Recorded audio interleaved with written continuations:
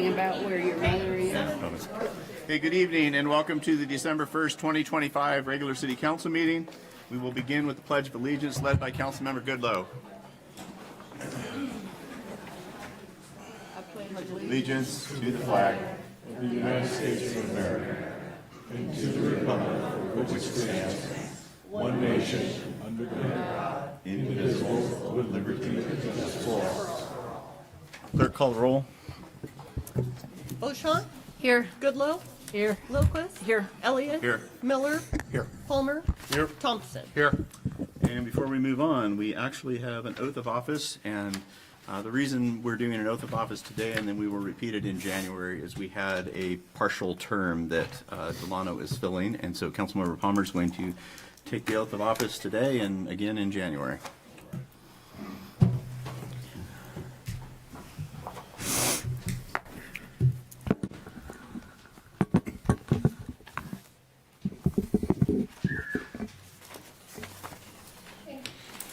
All right, raise your right hand. Right there we go.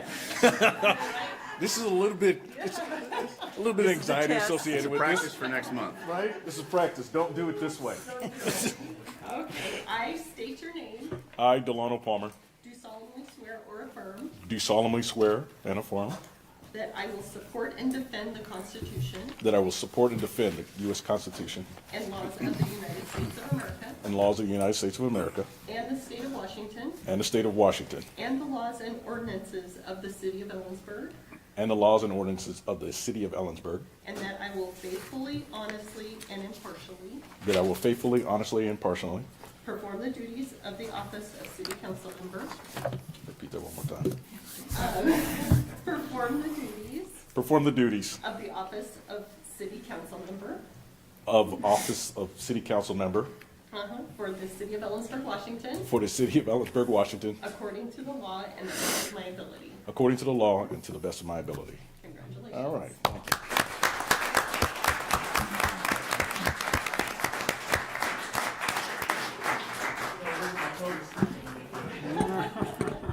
So we'll move on to the approval of the agenda. And before we get there, does anybody want to move anything off the consent agenda? Okay, we are at approval of the agenda. Move to approve the agenda as presented. Second. Motion second to approve the agenda as presented. Any discussion? Hearing none. All those in favor signify by saying aye. Aye. I too will vote aye. Opposed? That motion passes. Item 5 is the consent agenda. I Let's move the approve the consent agenda. agenda Consent as- agenda. as presented. We have sort of two motions, so I'm counting that as a motion and a second to approve the consent agenda as presented. Is there any discussion? Hearing none. All those in favor signify by saying aye. Aye. Aye. I too will vote aye. Opposed? That motion passes. Item 6A, page 29 in the packet. This is an Arts Commission appointment.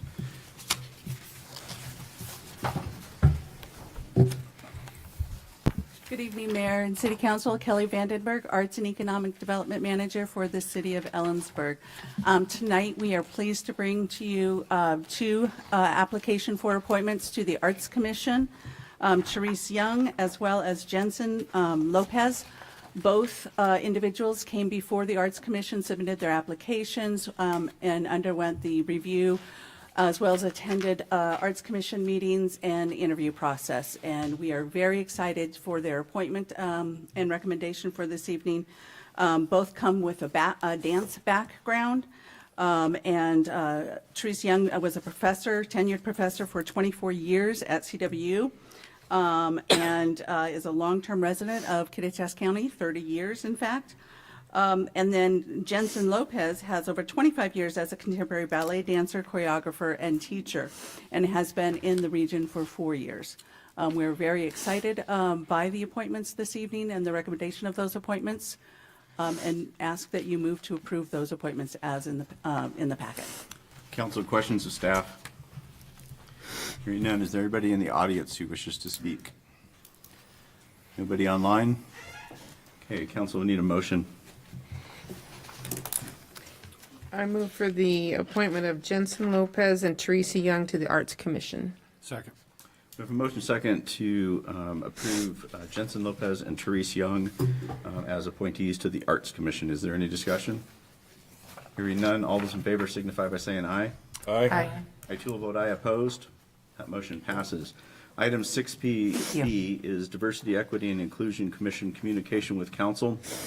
This is a proposed alternative interim version for Comp Plan 9. This is page 36 in the packet. Excellent. So I'll do just a light introduction of this item. By our city code of chapter 1.88, any communications that come from the Diversity, Equity, and Inclusion Commission should be in writing. And so the members have put together a recommendation and would like to present that tonight. Thank you. And could we also, Commissioner Hofer is online, if it's possible to bring them Absolutely. We'll make sure that in happens. through the magic of the internet. She's on my screen now. Okay, cool. You're still, oh, there you go, Manver. Okay. Oh, but no video, but y'all can hear me. We can hear you. Okay, sounds great. All right, I think I'm starting us off. Good evening, everyone. Amber Hofer with the DEI Commission.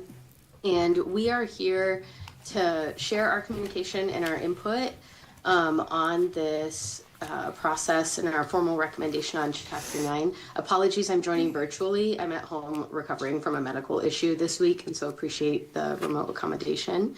So just to get us started, if you want to go to page 36 of your agenda packet, you'll see the full letter from the Diversity, Equity, and Inclusion Commission, as well as the draft of an alternative Chapter 9 that we have offered.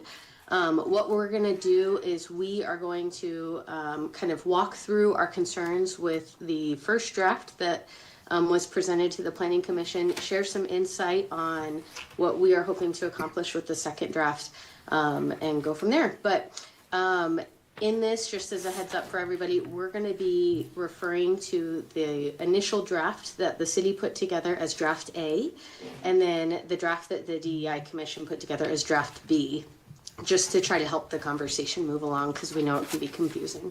So I will pass it back to my colleague. Great. Thank you, Amber. So to begin, we wanted to start with the primary concerns with Draft A.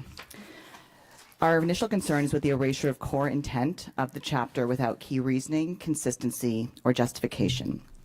Draft A removes nearly all references to diversity, equity, and inclusion, including language like belonging, access, and inclusion, concepts that community members across perspectives said were central, and that reflect multiple council members' emphasis on retaining the intent of the chapter during preliminary revisions. These removals were not replaced, explained, or justified. The City Council charge was to revise, not to undertake major deletions as seen in Draft A. Draft A does not reflect this charge that was given just a few weeks ago. The DEI Commission also notes the deep inconsistency with what was deleted. While Draft A retained the section on the Yakima peoples, it deleted other portions of the history for other non-majority groups, as well as basic census and demographic data. This was a huge concern as it communicates cultural erasure rather than linguistic analysis and thoughtful revision. The changes reflect a drastic rhetorical and concept shift that erases the intent of the chapter and provides a shaky and unclear basis from which to begin the periodic update next year. Our second concern was misalignment with community feedback. In the workshops, people overwhelmingly supported the goals of the original chapter. Many of the concerns were primarily about terminology and the stigmatized response to diversity, equity, and inclusion, not about removing substance and intent of the chapter. During the workshops, and even at public comments at DEI Commission meetings, we've received feedbacks that residents, even those apprehensive about the language of equity and inclusion, wanted to see more about celebrating Ellensburg multiculture, not less. Draft A does not reflect this. Draft A also removes actionable policies and measurable commitments originally designed to track progress. Common Ground workshop participants clearly asked for measurable outcomes and transparent data. Draft A instead replaces this with broad, non-measurable, quote-unquote, community engagement language, which is even broader than what it was originally. The errant removal of demographic facts also removes valuable insight into our community makeup. The DEI Commission would also like to highlight that Draft A reflects inconsistency with what was communicated by city staff. Draft A is not what was communicated to Council on October 20th, the DEI Commission on October 17th, or the study session to the Planning Commission on October 23rd. At that time, the language of minor changes was documented in minutes, as the goal of the revision was to keep the intent of the chapter, but rework the content. Instead, as noted, large pieces were fully excised. Although staff previously floated titles like, quote, equity and community engagement, none of that appears in Draft A.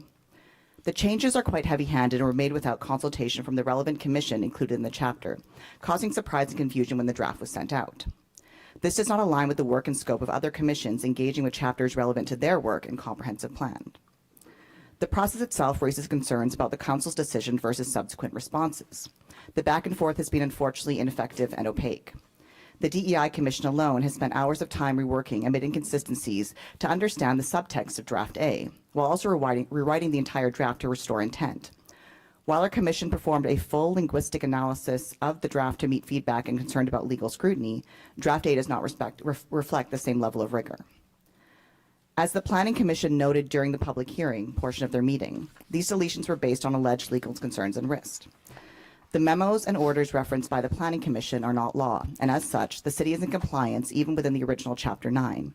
Despite this, the language of laws and legal compliance were used as a key factor in the determination of such large-scale deletions, though, as my fellow commission member will note, Draft B addresses this perceived concern as well. Back to you, Amber. Awesome, thank you. So I'm going to talk a little bit about what led us to Draft B. Thank you for all of the insight into our concerns about Draft A. And so as we approached this rewrite, our commission really focused on three things. And so we were curious about what was deleted in Draft A and why.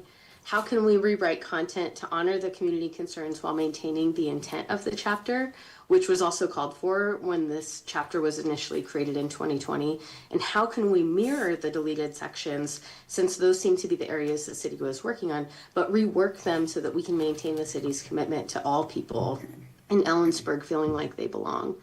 And so it leads us to our big chapter, Draft B. It's titled Access, Engagement, and Belonging. And really our hope is that this version really maintains the intent of identifying barriers, supporting belonging, ensuring residents can fully participate in civic life, but without limiting the language to DEI or diversity, equity, inclusion, because those seem to be the buzzwords. And so if you hold each draft side by side, and the city's draft starts on page 76, if that helps. I think it's 76, 78, somewhere in there. If you hold them side by side, you will see that the majority of the content that our commission reworked is the content that the city deleted and the staff members deleted. And so we wanted to honor both. And so what we did is we incorporated the themes that we heard during the Common Ground workshops, since so many people in our community participated those and spent their time. And so we integrated the values that folks repeated about belonging, accessibility, fair access to services, meaningful engagement, and we really tried to infuse those in our concepts and our writing. We did our best to reduce the legal risk, but do it thoughtfully. So we removed or rephrased language that could raise questions under recent federal guidance, but again, we're in compliance. And so, but we wanted to honor some of the sentiments that were shared. So we heard folks sharing the concerns about the terminology, specifically about DEI. And so in that analysis that Commissioner Elia Tambly O'Brien mentioned a minute ago, we really looked at the terminology. And in our letter on, I think, page 37, you'll see the table of a word count, because we wanted to make it comparable if that was genuinely the concern, but maintain the intent of the chapter. We restored some of the content, like the demographic data and structural content, because both are legally permissible and essential for planning for our community. We restored other content that was ultimately deleted, but we changed some of the terms. So for example, we changed things like systemic issues, but we made it more concrete while maintaining the substance of the chapter. And finally, we did send this draft to the city attorney and ask for input. And the city attorney shared that there's no legal violations that exist in this chapter that he could find. And the concerns are really about policy, and so not necessarily compliance. And so it's important that we clear up the difference between those two, because it felt like it got misconstrued during the Planning Commission process. And so you all as city council members get to determine the level of risk within each draft, but also have the responsibility of what does our community need. And so again, there's no federal law or binding legal requirement to remove DEI language from the comprehensive plan. And so draft B addresses those policy concerns, but preserves the intent of the chapter. So I'll pass it back to Commissioner Tambly O'Brien. Okay, thank you. So our commission recommendations are as follows. We recommend, shockingly, that the council use draft B as the foundation moving forward. So draft B, unlike draft A, provides a measured and coherent foundation for deeper revisions during the 2026 periodic update. It reflects engagement from the Common Ground process, as well as community input over the year, such as interest in multicultural celebrations. It provides a compromise on language and, as noted in the table provided, aligns with the grave reduction to equity inclusion terminology found in draft A, while going even further to remove terms like systemic, as Amber mentioned, that, while rhetorically meaningful, require further explanation to be effective within a guiding chapter. It reduces perceived legal scrutiny while preserving chapter intent. And it's also being reviewed, as Amber said, by the city attorney, who confirmed there are no compliance issues or legal violations within the draft itself. Back to you, Amber. Awesome. I like this little passing back and forth. We're almost done, everybody. And so as they mentioned, like, to close out the docketing process, we really hope that you'll consider draft B. Our commission's really committed to serving the community and has worked really, really hard on this draft to truly model what a compromise could look like. And so we offer this for this part of closing out the docketing process, but also feel confident that we can continue some of these conversations during the 2026 periodic review, because draft B really offers a foundation for us to build off of that draft A just doesn't give us as a community. Yeah. And it has the final word. Thanks. So again, we're an advisory commission that we serve at your pleasure, but also we have education and vocational expertise in this area, and specifically related to strategizing language and intent while taking on community feedback. We believe that, as noted, draft B passes muster in terms of legal risks, reflects a policy decision for council rather than any additional concerns. This has been a complex process where us as volunteers have taken on hours of labor to develop a coherent, meaningful, and representative chapter that retains its original intent. As the commission tasked with advising on these issues, we urge you to give this recommendation the highest level of consideration, and we are more than happy to answer any questions or offer any clarifications. And that's it. Thank you. So for now, council questions for the presenters. And then I've got a question for legal before we get into audience comment. Thank you for the information presented. Okay. So, correct me if I'm wrong. So this alternative, do we need to take an action to have this be part of 8A, which is the public hearing, or is it automatically an option, or it kind of feels like if we make a decision now, then we're co-opting the. There's no decision now. It would need to be represented This as is part of the just public hearing. correspondence. Correct. Okay. So for the audience, we'll deal with the people in the audience first, then I'll go online. So we are only talking about the correspondence. We are not talking about what decision we will make or potentially make in 8A, okay? So I'm going to limit the testimony to the correspondence, okay? And we don't have a sign up because this is 6B, right? Okay, so who would like to speak to this issue? Yes, ma'am. And I'll read the. Okay, this is a 3-minute one. So identify yourself, whether you're speaking for your group or others. State your name, whether you live in the city, county, or elsewhere. Please do not engage in conduct that disrupts or disturbs the orderly conduct of the meeting. And that one's not applicable. And please don't do anything related to any ballot measure or candidate. Great. Thank you. Thank you. My name is Beryl Kelly. I'm an Ellensburg resident, and I represent myself. The DEI Commission did a good job of removing current legal trigger words from Chapter 9, but they failed in the assignment. Secretary Duffy's April letter makes it quite clear that simply renaming DEI concepts is unacceptable. Quote, whether or not described in neutral terms, any policy, program, or activity that is premised on a prohibited classification, including discriminatory policies or practices designed to achieve so-called diversity, equity, and inclusion, or DEI goals, presumptively violates federal law, end quote. And, quote, any discriminatory actions in your policies, programs, and activities based on prohibited categories constitute a clear violation of federal law and the terms of your grant agreements, end quote.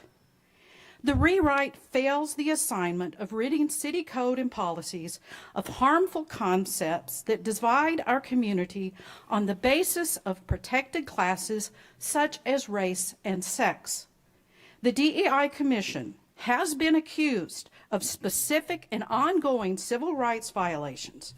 The letter of intent and verbiage in the rewritten Chapter 9 indicate that the DEI Commission has no understanding and no remorse over their actions.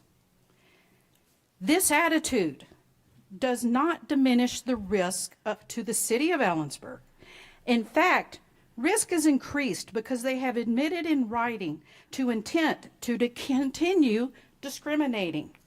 And intent has specific meanings in legal context. I recommend that City Council provide a copy of the letter from Secretary Duffy to the DEI Commission along with some good advice. Thank you for your time. Anybody else in the audience wish to speak? Good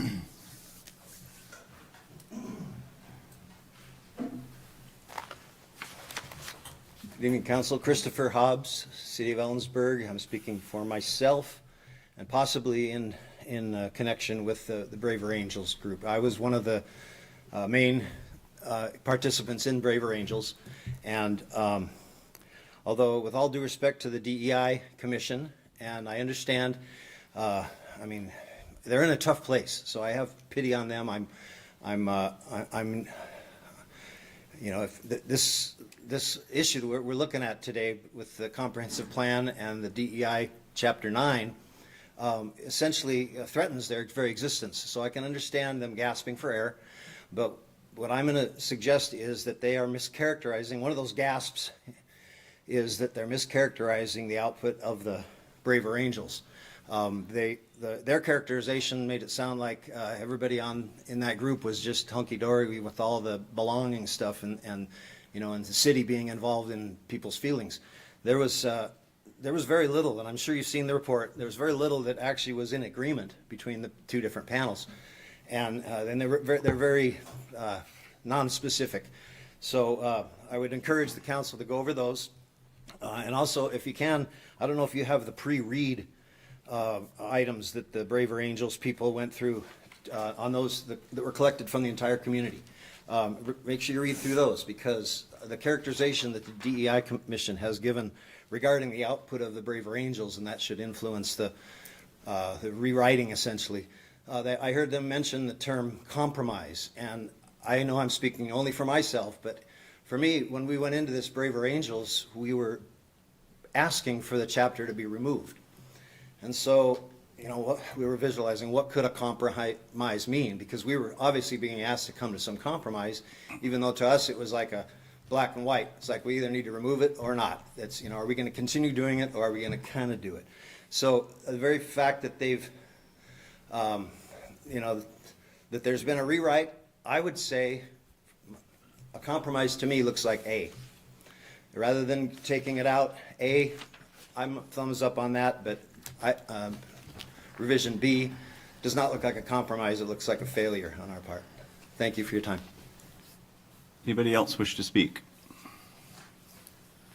Okay, we're going to move on to item 7 in the agenda, which is citizen comment on non-agenda items. I know we don't have anybody who's signed up electronically.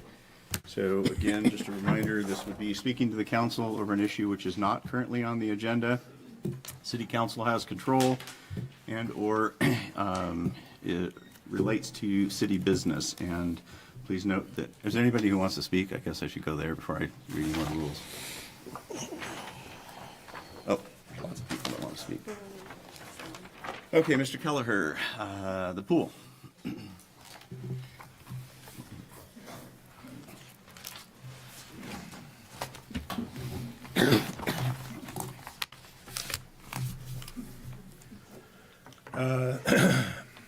Thank you, Mr. Mayor. Pat Kelleher, City of Ellensburg, speaking for myself. The fundamental purpose of city government is to provide services in the public interest. The essentials, roads and sewer and water, police and fire protection, and comprehensive planning are the cake that keeps a city functioning. Cities also provide amenities that make living in Ellensburg enjoyable. The library, Rotary Park, senior center, and indoor pool, these are the icing on the cake. I am the sole member of the Pool First Party. Anyone may join, but they need to buy their own hat. The theorem behind Pool First is simple. If the city is going to provide icing to enhance our quality of life, then the icing should be applied with skill and pride of a master baker.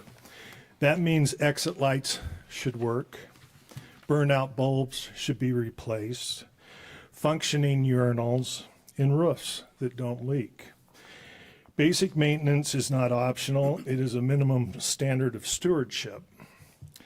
I'm still waiting for a response to my November 13th second request to ask a question regarding the status of the $35,000 engineering study. I have also yet to receive any response to my November 15th public records request for the 5 years Parks Department's budget and supporting documentation for the $50 million placeholder for a new aquatic center in the city's capital improvement plan. The city must be far more transparent about the issues, budgeting, and long-term planning for the Kittitas Valley Memorial Pool. The corollary to the Pool First theorem is this. If the city's general fund reserve ever falls below your 12%, scrape the icing off the cake and close the pool first before compromising core governmental responsibilities. The city of Yakima already follows Pool First principles. Lions Pool is facing potential closure because the $6 million levy to close a general fund deficit failed in November. Lions Pool is the only indoor pool supporting 6 school districts' Title IX swim programs. Ellensburg, what's the plan? Thank you. Thank you, Mr. Kelleher. Now we have Michelle Adams signed up for DEI, and if that doesn't tie into the public hearing that we're going to have about the comp plan amendment, I'm checking. If it does, then that's probably the place you want to speak. Okay. I'm going to go through the DEI speakers then. Shelley Lounsbury Griffin. Correct. Same thing? Correct. Okay. Deb Scott? Same. Sasha Kesey? Geraldine Mahoney, sorry. Sorry. You say it way better than I do. Robin Scott? Mr. Hobbs, you have handbills.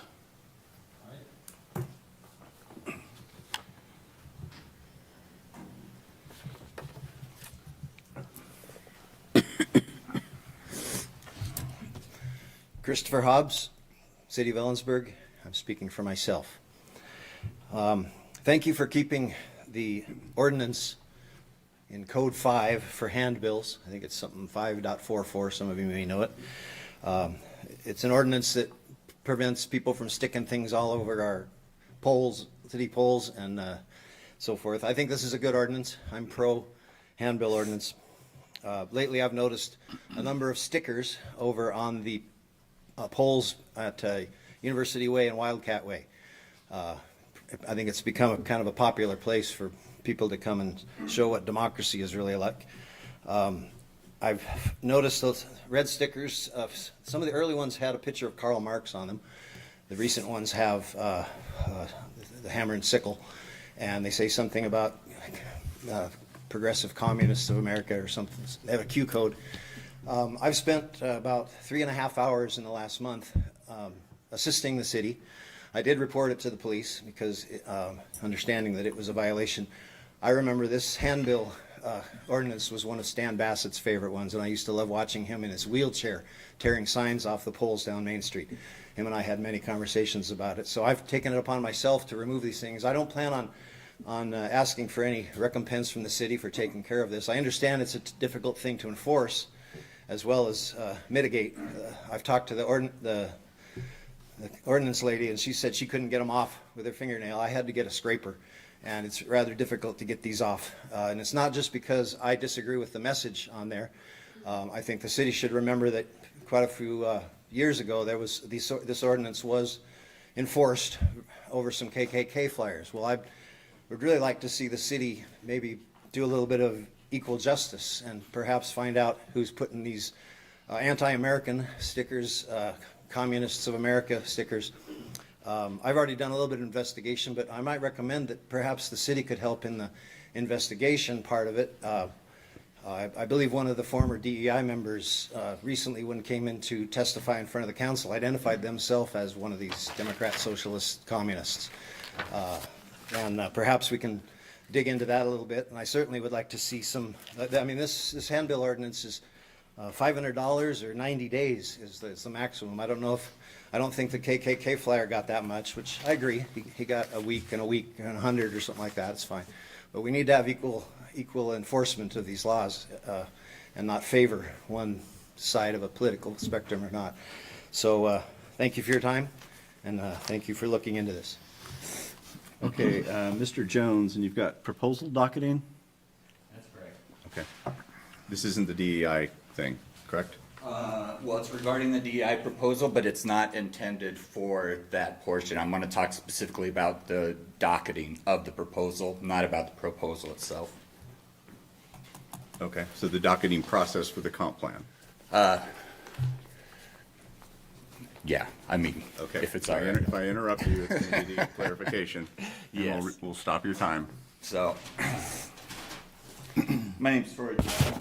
I live in Ellensburg, and I represent myself. This graphic was recently, I don't know if you can see that on camera, was recently presented at a public meeting organized by the leader of the 309 group. It's a swastika surrounded by pride flags. At a city council meeting, this person said Ellensburg had no racism in the late 60s and early 70s. The crucial context, historical records show that during the period, our town was almost entirely white. When you put his claim together with the historical facts, his vision for a racism-free Ellensburg requires the removal of minority citizens. We also recently heard comments employing authoritarian talking points. They use fear-mongering to label fellow citizens and elected officials as mobs and enemies of the Republic. This person feels that the KKK papering of the city is not something that should concern us. He has espoused the idea of unity as essential, which binds him to the ideals of the 309's founder. Another commenter used the example of an army, a phalanx of Roman soldiers in antiquity, strengthened by their unity and their purpose. The allusion to Roman soldiers is a clear reference to the Roman salute. Mr. Jones, yeah, just stop for a second. Stop the timer, please. Relate this to city business. it's coming around. You got to give me a second, please. The allusion to Roman soldiers is a clear reference to the Roman salute, which is the new euphemism for the Nazi salute. We know that the speaker is not including queer people or people of color in his definition of unity because he has previously characterized them as animals. The characterization of a group of humans as animals is a form of dehumanization intended to allow for violence against those people without moral restraint. The role of Roman soldiers in antiquity was to violently attack and enslave other humans. In this framework, it seems clear that the humans he is referring to are people of color and LGBTQIA+ individuals. In anti-DEI proposal number 65, the writer quotes Leviticus 18:22, "Man shall not sleep with man." A couple of chapters later, Leviticus 20:13 outlines the punishment, "They shall be put to death." This information is disturbing in that it seems to condone the killing of gay men. The leaders and most outspoken members of the 309 group are dangerous men spewing violent rhetoric, and they have already been emboldened by the mere docketing of this proposal. These men cannot be compromised with, and any attempt at appeasement will further embolden them. They will ramp up their violent agenda, endangering the citizens of Ellensburg. Anybody else?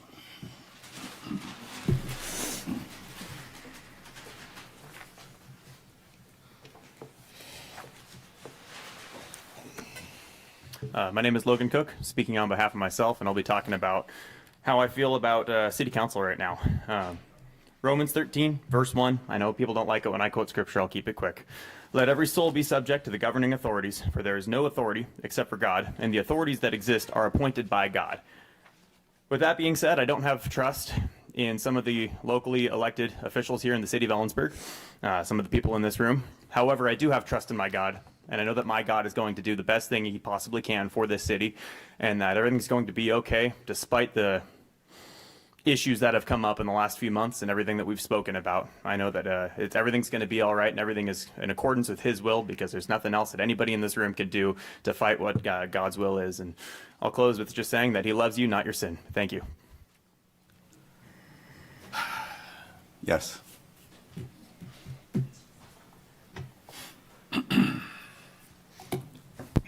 Jennifer Pattison, county resident. As a person that was one of the 308s, I would like to know who our leader is, and I have no idea who this. I'm just going to stop you because I don't know either. Okay. And it doesn't have anything to do with council. I'm just saying, if there is a leader of an organization. Understood, but Clueless. that's probably, take that up with the other speakers. Anybody else? Okay. All right. Item 8A is a public hearing to consider the 2025 Annual Comprehensive Plan Amendment and first reading of Ordinance 4977. There will be an opportunity for public comment, and I have a script to read somewhere. Okay.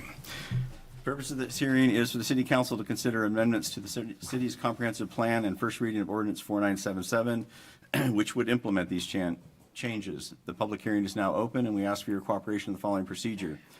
Everyone will be given an opportunity to be heard on this subject. And we ask, the city clerk will be making a recording of the proceedings. If you wish to participate online, raise your virtual hand or press *9 if you're calling in. State by stating your name and address, and whether you are speaking for yourself individually or a spokesperson for a certain group or both. Speak slowly and clearly. One person will be allowed to speak at a time. Your testimony must only address the matter under consideration at this hearing. Any questions of staff are to be directed through council. Each person will have an opportunity to address the council for an initial period not to exceed 5 minutes. There you go, Mr. Kelleher. If more time is needed, it will be made available after everyone has had an opportunity to speak. And before we hear from the audience, is there a staff report? Yes, thank you. Good evening, Mr. Mayor, City Council, Stacy Henderson, Planning Manager.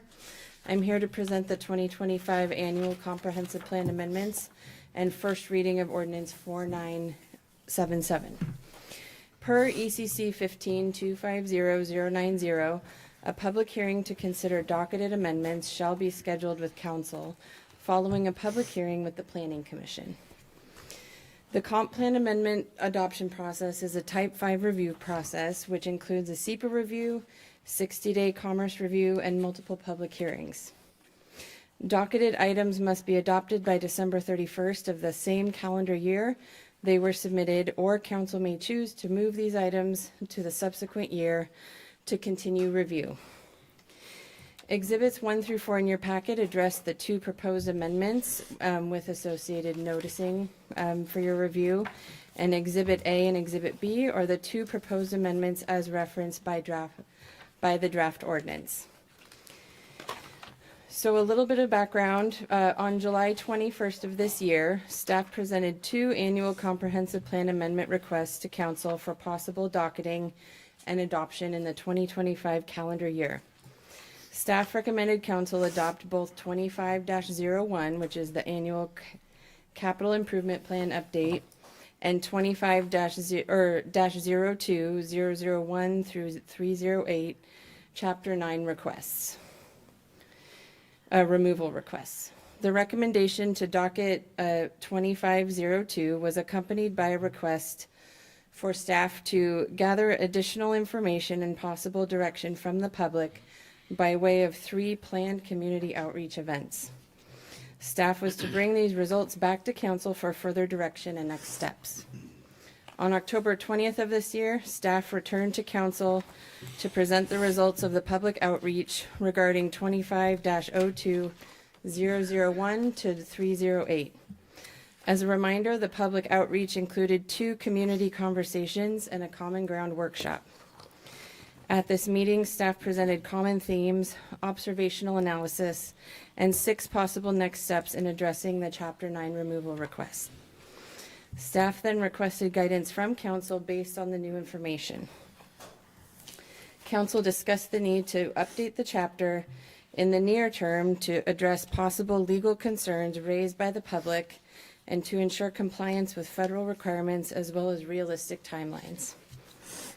Council ultimately selected to rewrite the chapter during the 2026 periodic update process with the intention to incorporate content of the existing chapter with new themes, needs, and agreements that resulted from the Common Ground workshop. On November 13th of this year, excuse me, a public hearing was held by the Planning Commission to consider the 2 docketed amendments. The Planning Commission unanimously recommended approval of 25-01, the capital improvement plans, and a majority recommended approval of 25-02-1001 through 308, the staff proposed amendment of Chapter 9. The Planning Commission's motion to recommend approval of the draft as presented included an advisory comment to council that the recommended approval in no way indicates a stance or preference by the commission, and that the 2026 process is to utilize the existing chapter as a starting point, not the revised version being proposed tonight for the temporary adoption or approval. 2 public comments were received in advance of this November 13th hearing and were provided to the Planning Commission for review ahead of the hearing. 1 comment was submitted by a member of the public and included in your packet as Exhibit 2.1, and the other comment was submitted by the DEI Commission and included in your packet as Exhibit 2.2. So previous council actions, as mentioned on July 21st, the motions were approved to docket 25-01 and 25-02 with instruction to return to council after public outreach for 25-02. On October 20th, the motion was approved 5-2 by council to move forward with amendment 25-02, giving staff direction to rewrite Chapter 9 during the 2026 periodic update process. Briefly about the noticing, the 60-day notice of intent to adopt was sent to the Department of Commerce on October 29th. An acknowledgement letter was received by Commerce the same day, and the 60-day review period will end December 28th. The SEPA comment period went from November 4th to the 26th, with the final DNS issued Saturday, November 29th. This public hearing was noticed in the Daily Record on November 22nd. All applicants of the 2025 code amendments have been notified of public comment and engagement opportunities. The first mailed correspondence was sent August 28th, notifying all applicants of the public engagement opportunities and tentative adoption schedule. A second mailed correspondence was sent November 4th. This correspondence confirmed the dates and times and participation information for the SEPA comment period, the Planning Commission hearing, and today's council hearing. So for docket proposal 25-01, that's the yearly capital improvement plan updates. This docketing request is a proposal to provide an annual update to the 6-year capital improvement plans. The amendments address the upcoming budget year. The proponents for this amendment include the City of Ellensburg Community Development, Public Works, and Utilities Departments. After the November 13th Planning Commission hearing addressing the proposed CIP, two separate corrections of the two of the charts were provided to the community development staff from the Public Works and Utilities. Those revisions or corrections have been provided tonight on the dais for council review. So those are revisions to existing charts that are in there already. One correction is to table 27, the sewer capital improvement plans, and the other revision is to table 23, the electric CIP. Both tables were already included in the CIP amendment 25-01 as reviewed by the Planning Commission. What has been provided to you tonight are revisions to two of those charts in the proposed amendment. Staff recommends approval. Excuse me. Staff recommends approval with modifications of Amendment 25-01. The Planning Commission unanimously recommended approval as seen in Exhibit 1. And in addition, staff recommends approving the corrections as provided to council tonight to be incorporated into the amendment 25-01 for the second reading. Docket Proposal 25-02.001 through 308, Chapter 9 DEI revisions. Per the guidance of council from the October 20th meeting, staff will develop an engagement plan for continued guidance in refining Chapter 9 as part of the periodic update work to be completed in 2026. This rewrite will incorporate existing chapter elements with new wording, goals, and policies resulting from outreach. Rewriting the chapter is not part of the amendment approval for 2025, as there's no new text to adopt. This work has already been approved per council guidance and will happen next year in 2026. So that's not what's being discussed or reviewed today. The comprehensive plan amendment for consideration at this time is Exhibit 2, 25-02, the proposed revised Chapter 9 as presented to the Planning Commission on November 13th. This revision addresses concerns regarding remaining in compliance with federal law and maintaining federal funding until a new version of the chapter is adopted in 2026. Staff recommends approval of Amendment 25-02, 001 through 308 in accordance with the findings and recommendations as submitted by the Planning Commission regarding the revised draft as provided in Exhibit 2. ECC 15250-090D procedures, Item 8 states that City Council, after a recommendation from staff and the Planning Commission, and after holding a public hearing, shall make one of the following decisions. Approval in accordance with the findings and recommendations submitted by the Planning Commission, approval with modifications, refer all or part of the plan text or map amendment proposal back to Planning Commission. D, refer all or part of the plan text or map amendment proposal to the following year's annual amendment process. Or E, disapprove.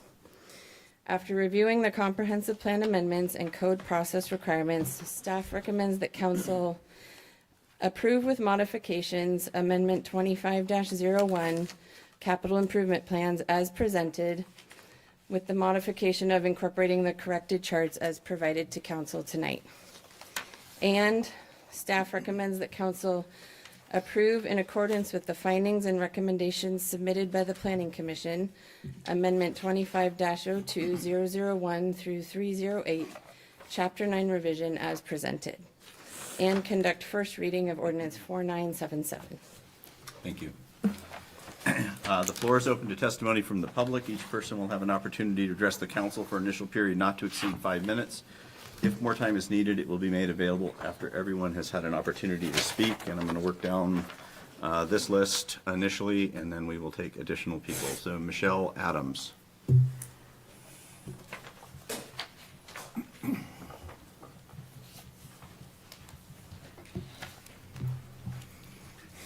My name is Michelle Adams. I'm a county resident, and I'm speaking for myself. I'm I'm hoping I'm going to be able to get through this without being emotional, but I am in support of the B version that was brought to the council earlier. And in large part, I'm standing here hoping that I can represent someone that we lost just a couple weeks ago, November 15th. We lost someone in this community who worked for everyone in this community. She was a part of the DEI Commission. Her name was Tylene Carnell. And she didn't work just for a few people. She didn't work for certain minorities. She didn't stand up for and work for people that were like me. I'm a lesbian, married to my wife for 25 years. She worked for everyone in this community to make it safer and inclusive for everyone. She was involved with gang violence. She was involved with drug prevention. She was involved with law enforcement. You couldn't go anywhere in Ellensburg, sit in any coffee shop, and not have someone walk up and talk to Tylene. Everyone knew her, not just people who sometimes feel like they are being held to the outside. The first time I ever addressed the city council, I talked about how I believed this community was filled with people with loving hearts and that we all really want to love each other and take care of each other. What I didn't know when I was talking about that was that Tylene was standing in the back of the building outside the doors and watching. And while I was talking, there were people actually in this audience pointing, commenting, leering, making fun of her. So it kind of felt a little funny after I found out that that had transpired while I'm standing up here talking about how we have such a loving community. And I know, there's always going to be a few people. But for someone who worked so hard for so many people, even while she was fighting cancer, to have someone mock her, that is why we need something like a DEI commission. Because there are people here. Yes, we have a lot of people who are loving people, but we also have people who work very hard, just as hard as Tylene, to make sure that some people are kept out. And we can go along with that, or we can say no. In Ellensburg, we don't want to be that way. It's not the Ellensburg I've always known, but it's becoming that Ellensburg, and I hate to see it. And I think we need the version B. I think we need DEI. I think we need to take care of each other. And I promise you, I will work just as hard to take care of people who don't agree with me, who come at things from the opposite direction. I don't want it to just be about people who agree with me. And I'm hoping that other people can feel that way too. Tylene did. Thank you. Thank you. Shelley Lounsbury Griffin.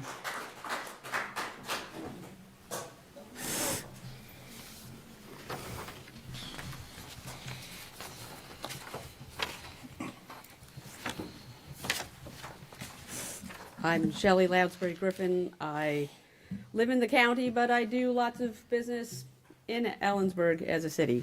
I am speaking for myself. I think it is very important that we understand that there are people in this community who feel vulnerable and who are not heard and who are left on the fringe. And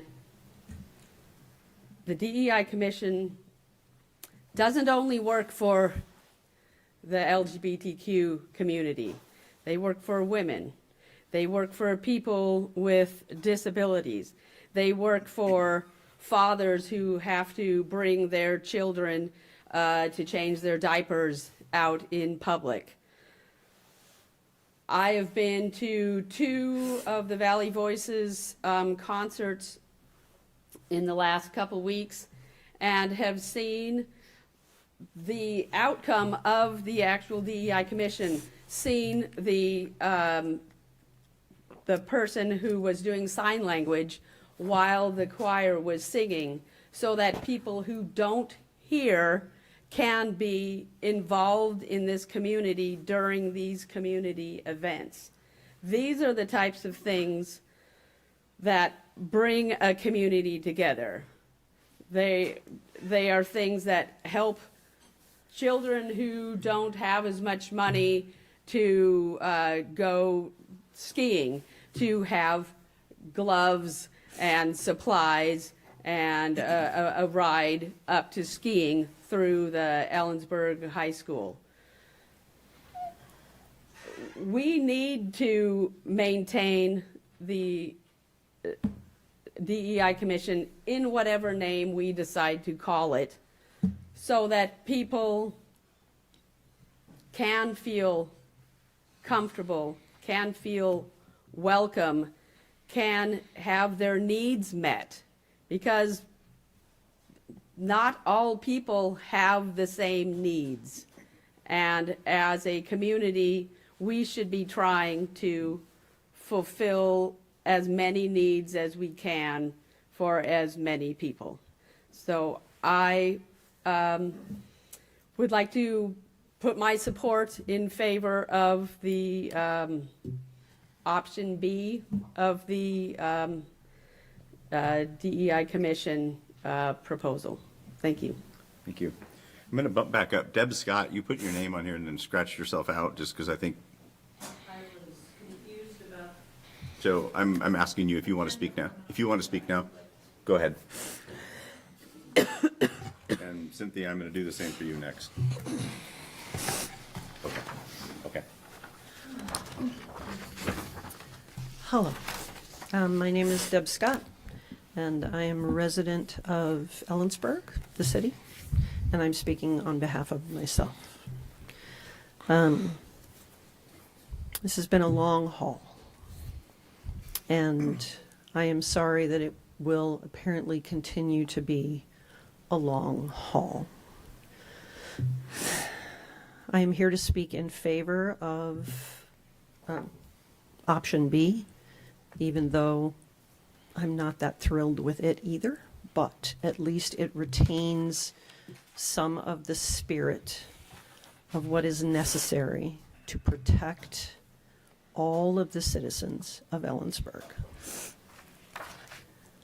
I want to share with you a couple of engagements that I've had in the last few weeks. My husband and I drove to the west side, and we stopped at Trader Joe's in Issaquah.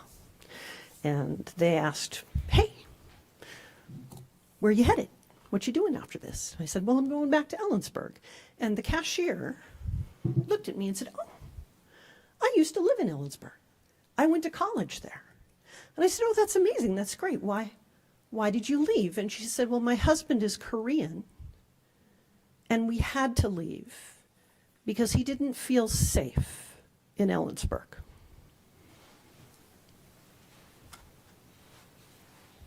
She was here for 2 years. She attended college. She's white, just like me. But her husband was Korean and couldn't walk the streets in this town and feel safe. So they left. Just last week, I had another conversation with someone who is here now. He is white. His wife is not. And they are making plans to relocate because she does not feel safe here. She cannot walk the streets of this city without being aggressively engaged with because she doesn't look like this. I want to ask you as city council people and as people who are responsible for this kind of process. I know that this is just about planning commissions.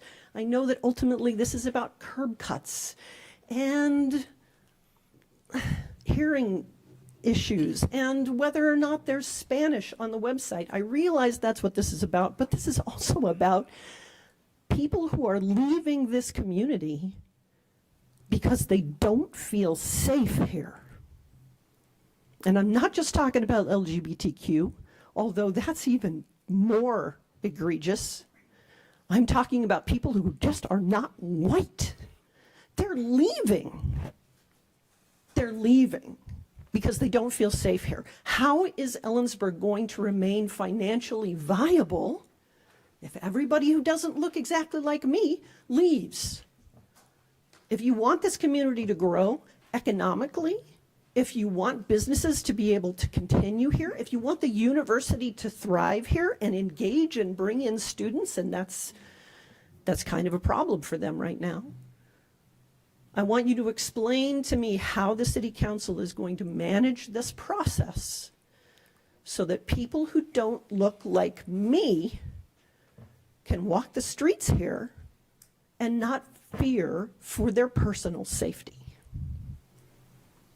I know that this is just a couple of incidents, but it's a couple of instances that I engaged with myself in just the last 3 weeks. I just want you to think about that and do some math. How many more people are making plans to go because they're not safe here? And how is that going to help Ellensburg thrive? Please seriously consider what is under your hands and what you are capable of doing to make sure that everyone that comes to this community feels like they can be a part of it without being at risk. Thank you. Sasha PC.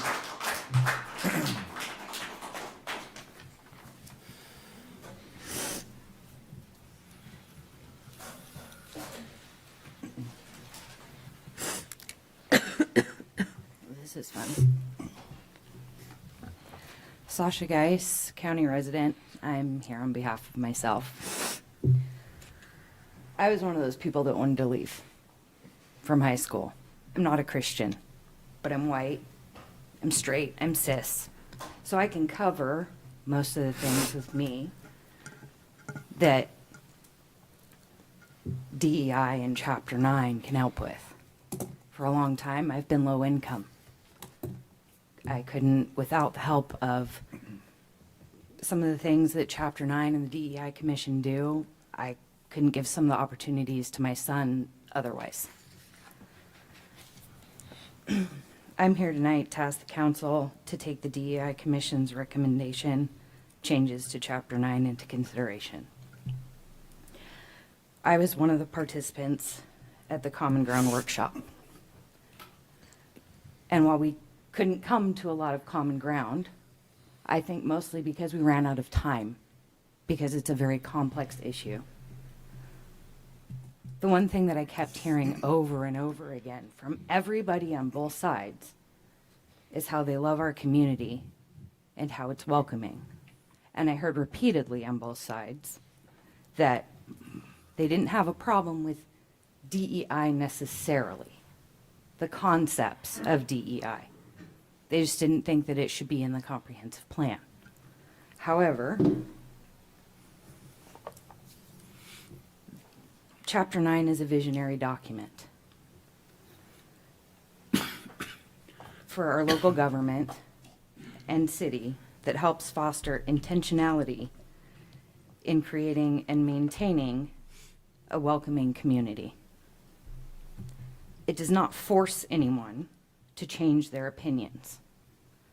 It isn't legally binding. It is a document that helps guide our town to make sure everyone has the opportunity to participate in daily life in our beautiful community. It breaks no laws from my understanding, we're in compliance with both federal and state laws. It doesn't go against any executive orders, since the ones in question, from what I am reading, have to do with federal hiring, federal grants, but Chapter 9 doesn't ask for grants. It also doesn't have to do with hiring practices. The DEI Commission and Chapter 9 have nothing to do with the hiring practices of the city. I understand that you all represent people that stand on both sides of this issue. However, the petition in support of DEI had 3 times as many signatures. The recent election further demonstrated support for Chapter 9 and DEI, as 3 candidates who opposed it were defeated. Plan A doesn't compromise. It guts Chapter 9. Adopting this option sends a clear message to those who are frequently underserved in our community that you do not stand with them, that they don't hold the same value as a loud minority, and creating and maintaining an inclusive community, one that is becoming increasingly more diverse in every way, isn't a priority. I am urging the council to please send a different message by adopting the DEI Commission's recommended changes to Chapter 9 in Plan B. Thank you. Thank you. Geraldine O'Mahony.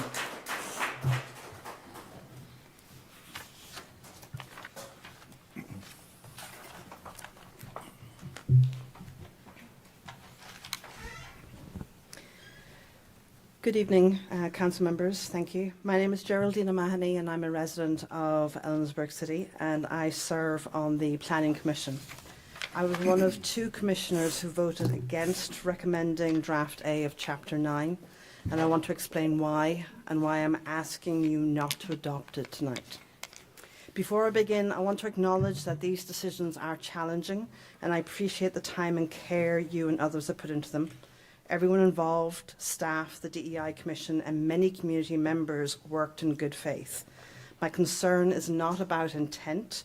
My concern is about accuracy, transparency, and ensuring our comprehensive plan reflects your direction and community input. This is about public trust and responsible process. First, your DEI Commission formally recommends rejecting Draft A. In its letter to you, the Commission explains that Draft A removes nearly all references to diversity, equity, and inclusion, despite these being widely supported within the community. These concepts were removed without replacement or explanation. Draft A is not consistent with what staff previously presented to council or to the public and is not consistent with what was presented to the Planning Commission in the study session we had before the vote. And critically, they state there is no federal law requiring the removal of DEI language. This alone should give council pause. At the Planning Commission meeting, I asked the City Attorney multiple times to identify any legally problematic language, and no specifics were provided. Not a single sentence was identified as non-compliant. No statute, regulation, funding rule, or guidance was cited. Instead, he referred generally to recent federal executive order and the idea that employees could be vulnerable to lawsuits. But the risk described was hypothetical, not tied to any language in the chapter, and Executive Order 14151 does not apply to cities. So both our DEI Commission and the City Attorney's own responses indicate that there is no legal mandate behind Draft A. Draft A removes the chapter structure and purpose. As analysis shows, Draft A deletes 40 to 42 instances of terms such as diversity, equity, and inclusion. It removes most contextual and definitional content. It eliminates most action-oriented commitments.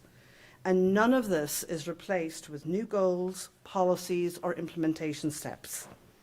Under Washington's planning rules, a comprehensive plan must identify challenges, state clear goals, include policies, and provide implementation steps.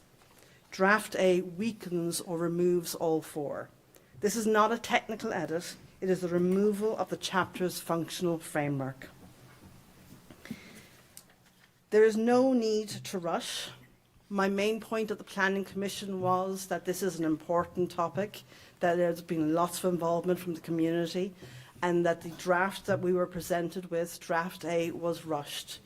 It did not include clear legal guidance, it did not include a clear framework, and it did not replace what was being removed. It did not provide a structure. Next year's periodic update will include community engagement, it will include DEI Commission collaboration, it will include the Planning Commission's review, and updated legal guidance, which we do not have right now. Nothing in state or federal law and nothing stated by the City Attorney requires adopting Draft A tonight. You have time and a better process is already in place. Draft B is a viable alternative. The DEI Commission's Draft B restores structure and purpose while addressing staff's concerns. But the simplest, most defensible option, in my opinion, is to keep the current chapter for one more year and complete the revision during the 2026 update. That was what was meant to happen. That is the most democratic process. That is the most transparent process. And that is the process that meets most closely with the Council's intent and with the comprehensive planning intent. Council members, your DEI Commission, the Planning Commission discussion, and the City Attorney's own statements all point to the same conclusion. There is no legal requirement to change the chapter. Draft A does not reflect your direction or community input. It does not reflect the guidance that was originally given to the Planning Commission, and it does not meet comprehensive plan standards. So my request is simple. Please do not adopt it. Thank you. Robin Scott.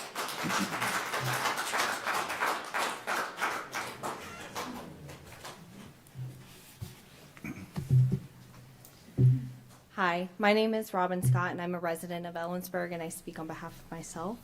I'm a graduate student at the university, and I've lived here for almost 4 years, and I've come to love this town very deeply.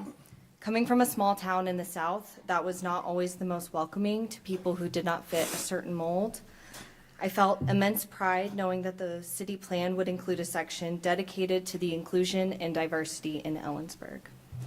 I think voting yes to edit the DEI chapter would be a mistake. The city has provided no legal basis for why the plan needs to be rewritten, while also citing that compliance with federal law is the reason it must be rewritten. Compliance to unnamed laws is not an acceptable reason to vote yes to the edit of this chapter. By doing that, the city is giving validity to certain arguments that misunderstand the chapter, and in that misunderstanding have insulted and degraded the community that I love here. I hope the council will vote no on rewriting the chapter. Thank you. Okay, we're at the end of the list, so I'm just going to go hands.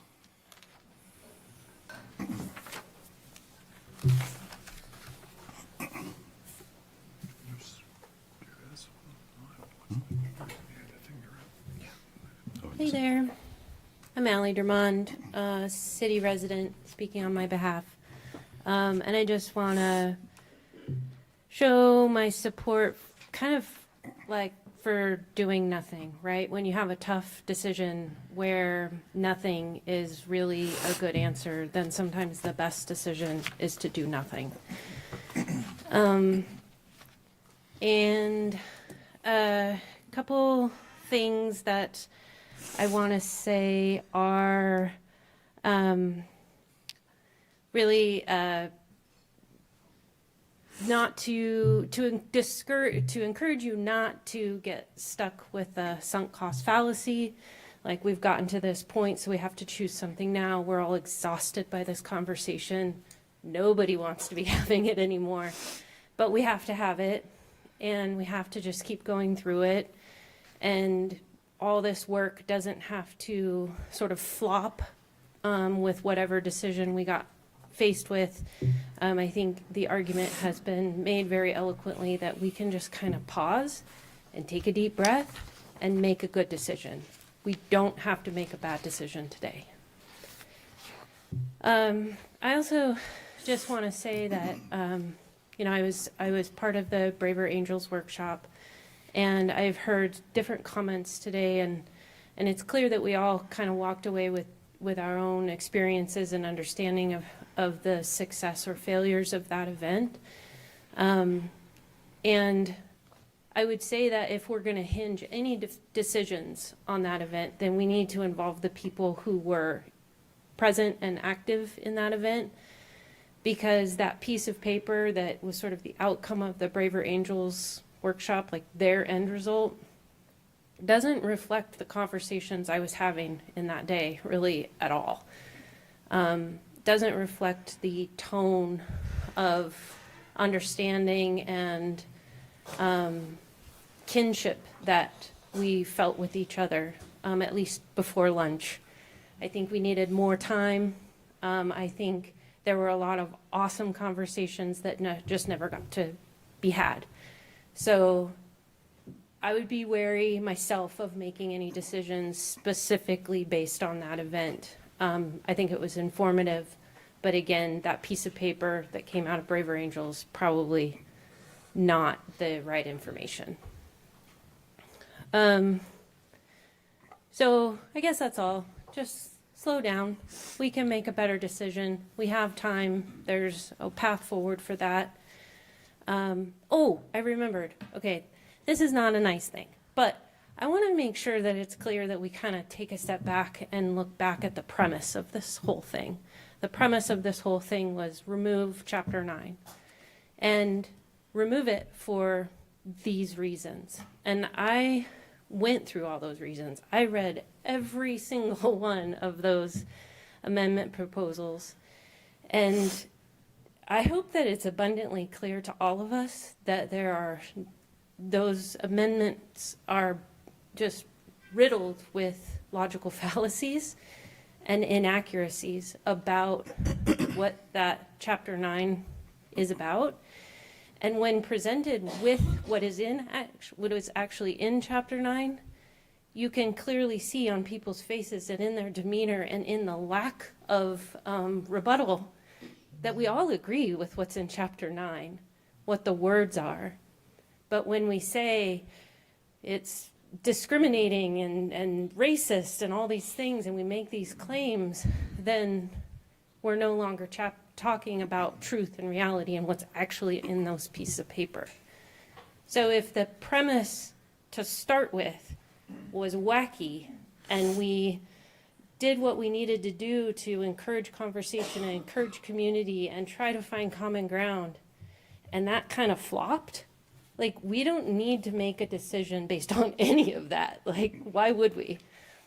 I think that's all I have to say. I've been really grateful to be part of this process from the beginning, and just really want to ask that we all just pause and wait for a better solution. Thank you. Thank you.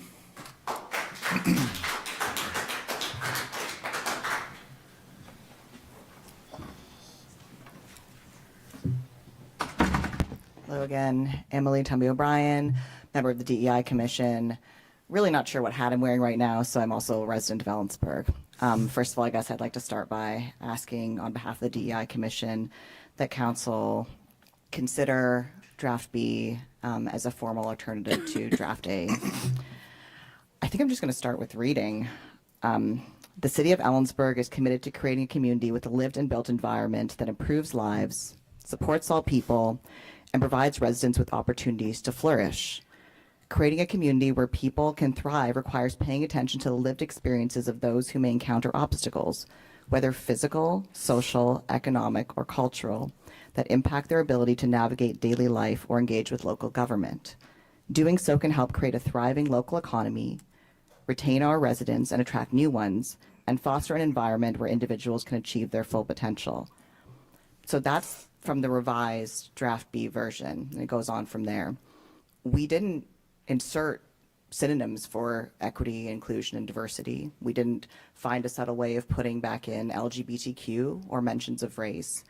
I am deeply confused personally and in terms of broadly why mentioning the Yakima Nation, the Yakima peoples, and the history, the original residents of this land, is permissible, but excluding mention of Chinese residents and Black residents is not. And what is the legal risk or the legal perception there? If there is something within this revised version that still rises to the risk of level scrutiny, of legal scrutiny, the commission would love to know. We can spend 4 hours whipping this out with staff, figuring out ways to shift language or term. Like, this is not a bait and switch. There was no addition of language. We didn't use equality instead or something, another synonym. You have in front of us the chart of the linguistic terms we excised completely and kept it that way. This draft A, though, but when I say rhetorical analysis, you put both of these through some sort of data mining, what's happening with a lot of documents right now, just to see what's there. Terms like systemic will raise red flags, and there's 2 occurrences of that in draft A. We shifted that language to talk about barriers broadly to inclusion, barriers to belonging, barriers to just living and feeling like you can be a full participant. And from what I've heard, that's not just people that are minoritized or otherwise. There are a lot of folks here that are struggling with where they belong in Ellensburg right now. And I'm also confused if this is to kick the can down the road to the planned revisions next year doesn't solve this issue. We end up with, as Dr. Mahoney said, we end up with a version of this chapter where there's no clear guidance where to go from. I don't actually think it meets the basic precipice of a comprehensive plan chapter because it doesn't actually stand for something. It talks about belonging, but we don't actually have a sense of what we need. We tried in our version to emphasize that we want to have a welcoming community. We want to attract and retain people, but that also people face barriers, and we need to work harder to address those barriers. That might be economic. That might be accessibility. That might be because of how you look in the world. But I just want to clarify that the intent of our draft was to restore something that actually we can work as a basis from. We might end up getting rid of more sections. We might end up adding in more additional detail. But we tried really hard to make it so that it's not just a chapter that doesn't have a place where we can begin a conversation from. And again, if there's an issue with the chapter as it currently stands, if there's a linguistic turn of phrase, if there's particular identities mentioned, if there's something that we're missing, we are happy to work with staff and council to address that as quickly as possible while still ensuring that we have a chapter that speaks to the needs of the city, not something that is just so overly broad that we are missing any kind of intent going forward. Again, 2 hats. So those are also, I'm not speaking for all of the commission when I say that, but my hope is that we can find a way to go forward with this. There will be revisions, but I feel like a lot of trust, a lot of engagement, and a lot of just understanding of the democratic process gets lost if we are moving forward with a chapter that wasn't what council agreed upon. It wasn't what was presented to the commission. It wasn't what was presented to either commission to begin with. And if there are further issues, then we are happy to make additional modifications. Thank you for your time. Thank you. Anybody else?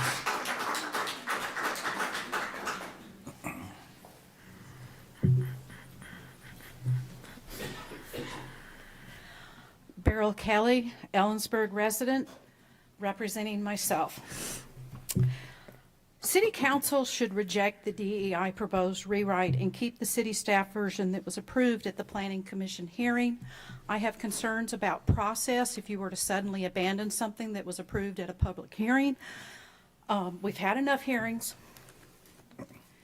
And I'd like to read some more from Secretary Duffy's letter. April 24th, 2025. The city has had a copy of this since June. I'm sorry I have to keep bringing it up, but apparently not everyone has heard it or read it. The equal protection principles of the Constitution prohibit state and federal government entities from discriminating on the basis of protected characteristics, including race.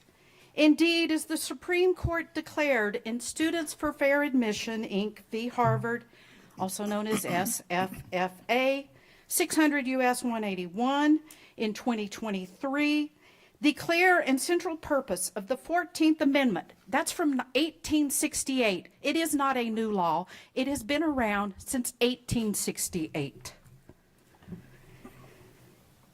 The 14th Amendment was to eliminate all official state sources of individual racial discrimination in the United States. The court further noted that one of the principal reasons race is treated as a forbidden classification is that it demeans the dignity and worth of a person to be judged by ancestry instead of by his or her own merit and essential qualities. City Council gave a grant to a company that did not allow white males to attend an event. That is discrimination. The DEI Commission has already violated the civil rights of male residents of this city. The rewrite of Plan B, or whatever you're calling it, doesn't have any protections. They can continue going forward doing the same thing they've been doing, excluding white males from being on the commission.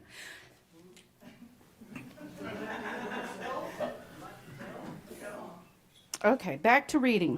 Hey. In ruling that race-based admission programs at universities violate the Equal Protection Clause, the court made clear that discrimination based on race has been, and will continue to violate the Equal Protection Clause absent exceedingly persuasive justification. From page 3. This letter provides notice of the department's existing interpretation of federal law. The department will vigorously enforce the law on equal terms as to all its recipients and intends to take appropriate measures to assess their compliance based on the interpretation of federal law set forth in this letter. Very plain and simple. Adherence to your legal obligations is a prerequisite for receipt of DOT financial assistance. Non-compliance with applicable federal laws or failure to cooperate generally with federal authorities in the enforcement of federal law will jeopardize your continued receipt of federal financial assistance from DOT and could lose to a loss of federal funding from DOT. The department retains authority pursuant to its oversight responsibilities in the terms of your agreements that you signed to initiate enforcement actions such as comprehensive audits and possible recovery of funds expended in a manner contrary to the terms of the funding agreement. DOT may also terminate funding in response to substantiated breaches of the terms of the agreement, or if DOT determines that continued funding is no longer in the public interest.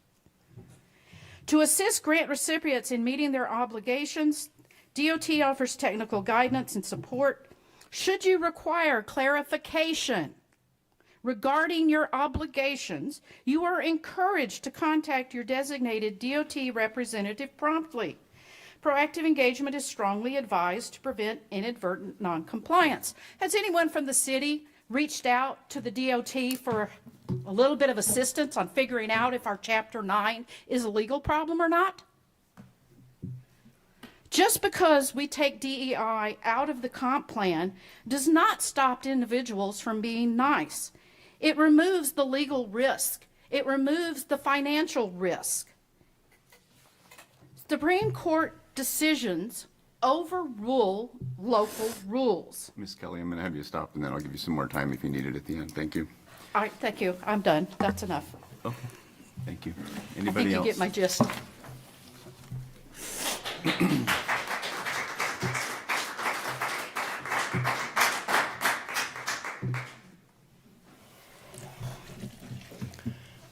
Good evening once again, Council. Christopher Hobbs, City of Ellensburg, speaking for myself.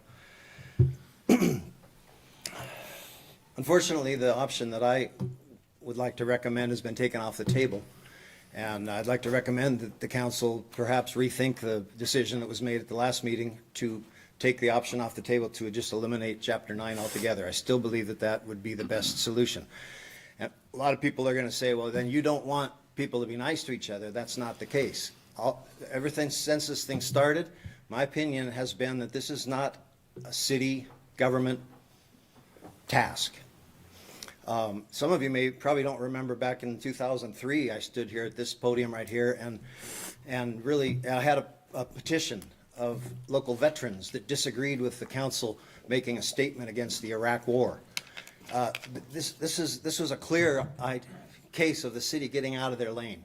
The city of Ellensburg does not have anything to do with the federal forces invading Iraq. I still hold to that principle today. I believe that there should be a certain line between what city has purview over and that they don't. If you remember the Federalist Papers, one of the primary driving principles of that is that we as Americans are in a grand experiment to determine if men can be governed by relationship and choice rather than accident and force. Because anytime you put something in the hands of government, it inevitably goes authoritarian. So if we're expected to police the feelings of our community using city council resources, I fear that this is going to escalate to authoritarianism, and I don't want to be told by the city council to love my neighbor. My God tells me to do that. And I believe that we as a community can address all these things fine. I'm not suggesting, well, maybe I am. I have had a long-standing principle that if you want something really messed up, let the government do it. This has been evident in most of my study of societies and history. The bureaucracy inevitably screws things up. Politicization of things messes things up. So I'm here to request and plead that the city council stay in their lane. Stay in the lane of things that don't divide us. If you remember when I was first speaking against the initial idea of this DEI, I had two main ideas. One was that it wasn't the city's purview, and the other one is it was going to divide us. I believe that we've already seen that. I believe there's evidence of that. So I was right on one account. I hope that you find me right on the other account, that the city should pass it on. I've already spoken with a couple of you about the idea of maybe we form a commission outside of city government. Consists of a representative from every church in town, and we get together and solve these issues. Do not codify it into city government, because I fear it's going to take off. I wasn't going to mention my good friend Tylene until somebody else did tonight, and it made me remember. Tylene was a dear friend of mine. We hiked the Wonderland Trail around Mount Rainier. We got to know each other very well. I considered myself a very close friend of hers. Unfortunately, my feeling of politics messing things up messed up our relationship. And when Obama politicized the transgender issue, I lost Tylene as a friend, because I wanted to stand firm on my belief that we should not politicize this type of thing. This is something that we as a society, as individuals, should deal with. Do not politicize it, because politics ruins everything. And even though we tried to mend things up, because things kind of went real off track, we were still civil when we saw each other in here, but I lost that friendship that I had that I valued. And I feel it was messed up because of the politicization of all these issues. I don't want to be told to love my neighbor. I don't want to be told to love everybody in this community. I would rather do it myself, just like I would rather take the handbills off the posts by myself. Again, handbills may not be in the city's lane, but we as citizens policing these things on our own and taking care of them ourselves, because we can govern ourselves, is in our control. The word citizen, I was told a few days ago, and I haven't confirmed it, means little kings. All of us are kings. We the people are now the monarch. And unless we can exercise that kingship, then it's not going to be done right. Thank you, Mr. Hobbs. Well,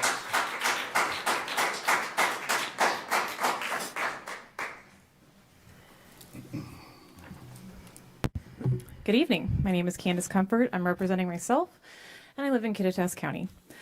Per the guidance provided by Council at the October 20th meeting, staff was to develop an engagement plan for continued guidance In refining Chapter 9 as part of the periodic update in 2026, the rewrite was to incorporate existing chapter elements with new wording, goals, and policies resulting from outreach. And they did just that, as the original intent was illegal per federal law and extremely divisive, showing favoritism to specific groups instead of looking at the good of the community as a whole. Not only did city staff recommend this new rewrite of Chapter 9, but the Planning Commission voted to approve it as well. The rewrite protects the city from losing federal funding and aligns with community priorities. It has not lost intent and essential concepts that benefit our town and requires no refining. It has been said that we need more discussion on this topic, yet our citizens have discussed it for 8 months at council meetings, had 2 community conversation meetings, and 1 multi-hour-long Common Grounds workshop. Council is fortunate to have had this type of community engagement for so long, and I question why anyone would say it hasn't already been discussed at length with more needed. During the Common Grounds workshop, participants repeatedly stated that they supported the goals of the original chapter and wanted to maintain its focus on belonging, access, and equitable engagement. Those shared values do appear in Draft A, which is the rewrite by city staff.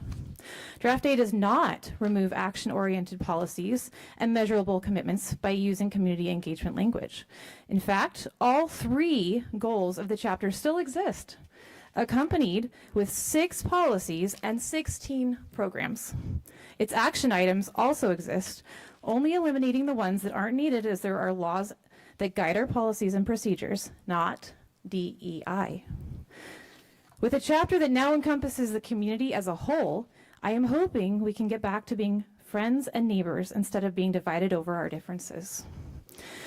As this vote moves forward, I would again like to respectfully ask that Councilmember Goodloe abstain from voting.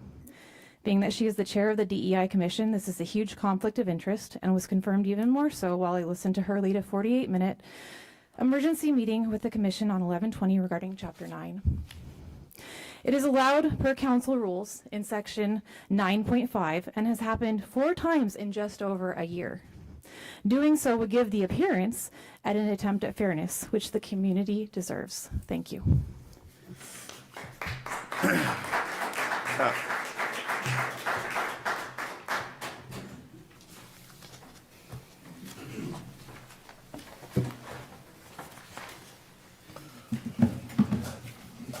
Good evening. My name is Phil Backlund, member of the City of Ellensburg and member of the DEI Commission. Well, I'm speaking for myself at this point in time. I'm kind of curious about a couple of things. First, it's been said that we as a commission have been violating the Civil Rights Act, and that's been charged, has been made a number of times. Personally, I'd like to see chapter and verse on what those violations are. I'd like to see them written out, the actions that we've taken in our minutes that do violate. I don't think we have, but I'm open to looking at that. But the second question I have is, this is the first reading of the ordinance of 4977. And I assume the second reading is going to be 2 weeks from now. So my question is, the ordinance says in Section 3 that it's encouraging you to adopt this, that includes the draft of Chapter 9 that has been referred to as Draft A. Now, for reasons that have been really well articulated earlier, I would be in favor of Draft B. And I do think that we do need something like the DI Commission because there's been some very excellent reasons articulated that way. So my question has to do with procedures. How, where and how and who decides whether or not Draft B gets considered? How does that happen? Does that happen sometime between now and the second reading in 2 weeks? Does the Planning Commission decide that? Do you decide that? As a member of the commission, I'm just really curious as to what the process is there, because obviously I'd like to be involved in it. But I'd like to know how we can move forward with considering Draft B or Draft C or Draft D, depending on how it works out, but how that happens. Thank you. Thank you. Who's up?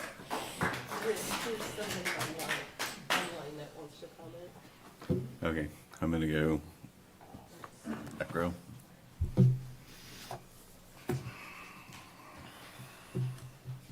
Is it Amber? Amber? My name is Tori Jones. I'm a citizen of Ellensburg and I represent myself. The final points agreement document from the Common Grounds workshop, which I was a participant, is incomplete because the group was never able to agree on the definitions.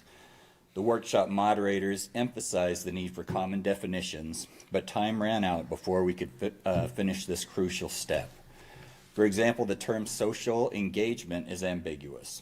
Based on the proposals, the 309 group appears to use social engagement to mean activities that are exclusive to the white, straight, cisgender community.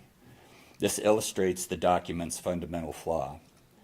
Despite talk of compromise, the Planning Commission revision of Chapter 9 is a total capitulation. It strips the chapter not only of all references to equity inclusion, but also of any related concepts, even those where common ground were found. Workshop participants agreed that no one wanted to feel excluded. That inclusion was important to everyone. The revision, however, removes every reference to the concept of inclusion. In fact, it literally crosses out every member of our diverse community. Council directed the draft revisions to incorporate community feedback. Instead, the Planning Commission's document deletes all existing concepts and ignores months of community input and the Common Ground workshop. As it stands, Draft A of Chapter 9 is without meaning or purpose. The defeat of the anti-DEI candidates in the recent election confirms that Ellensburg citizens support the concepts of diversity, equity, and inclusion. The elections were a clear statement in favor of maintaining DEI within our governmental structure. The anti-DEI group prioritizes residency in its critique of the 2020 DEI proposal, yet far fewer than half of the proposals submitted are from Ellensburg residents. Only 125 signatures come from city residents. That's only 0.6% of the population. This small but vocal group is not representative of Ellensburg, and the bulk of them are not even constituents of the city. The number one responsibility of government is public safety and the protection of its citizens. This proposal directly undermines that duty, and adopting it in any way, shape, or form will endanger not only the most vulnerable community members, but also anyone who publicly disagrees with this faction. Thank you. Amber, I'm going to get to you in a few minutes after we let everybody in the audience speak. Mr. Kelleher?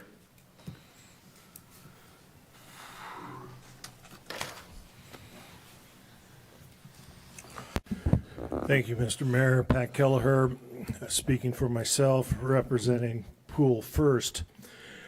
This is the comprehensive plan amendment, correct? You're speaking either to the DEI or the capital improvement plan, yes. Yeah, okay. I'm speaking to the capital improvement plan. Okay. I'll repeat some of my statement from earlier.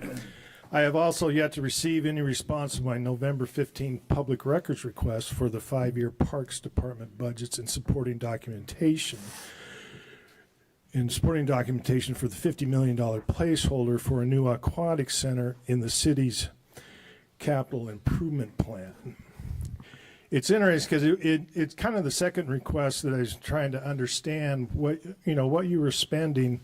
My first request, public record request, for, hey, what are you spending on the pool? The city sent me journals. Now, I know when the council wants a question on, hey, how's this work? Hey, go to those journal entries that are in accounting. Go back there and work through the journal. I thought it was kind of humorous. Public record request requires response. It's not ask Ellensburg. There's conditions that you got to respond. You go through this document and then you find the manager's comments at the end. I've never heard of, and I mean, the refer to a park recreation and open space planning project. Okay, that would have been in my public record request. I would have got a copy of that. I believe the public has been misled regarding the annual debt service for the existing pool. The city cites $165,403 annual cost for the pool maintenance bond. Yet when you ask, hey, what was that bond spent on? And got the list, it was about a third of it. So the bond proceeds actually spent on the pool improvements support only an annual debt service of $62,000 on the pool. And I've repeatedly heard, oh God, these things are expensive. Oh God, we can't afford it. We can't. Well, show me where you're spending the money and what your plan is. There is no plan. And, you know, a comprehensive plan is a pretty serious document. In fact, it has, get the right terminology here.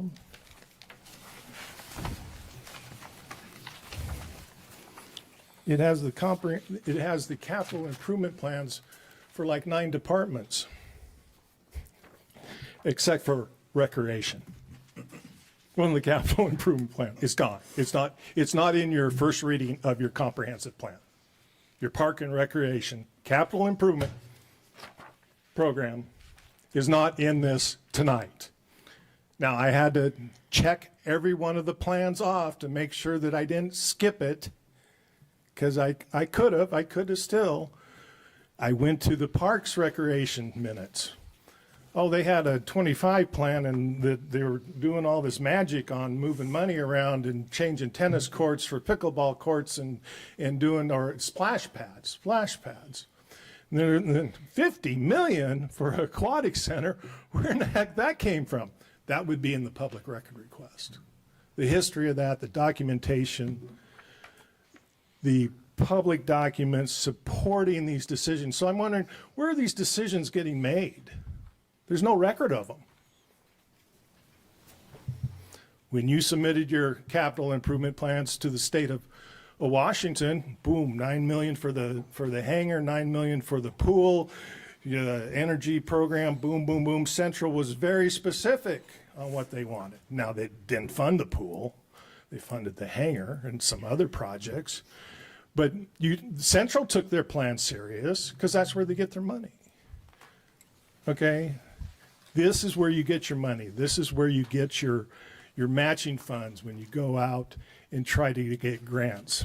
In the manager's comments, hey, we're going to go and get $125,000 from the state capital improvement plan to fund our study of our pool.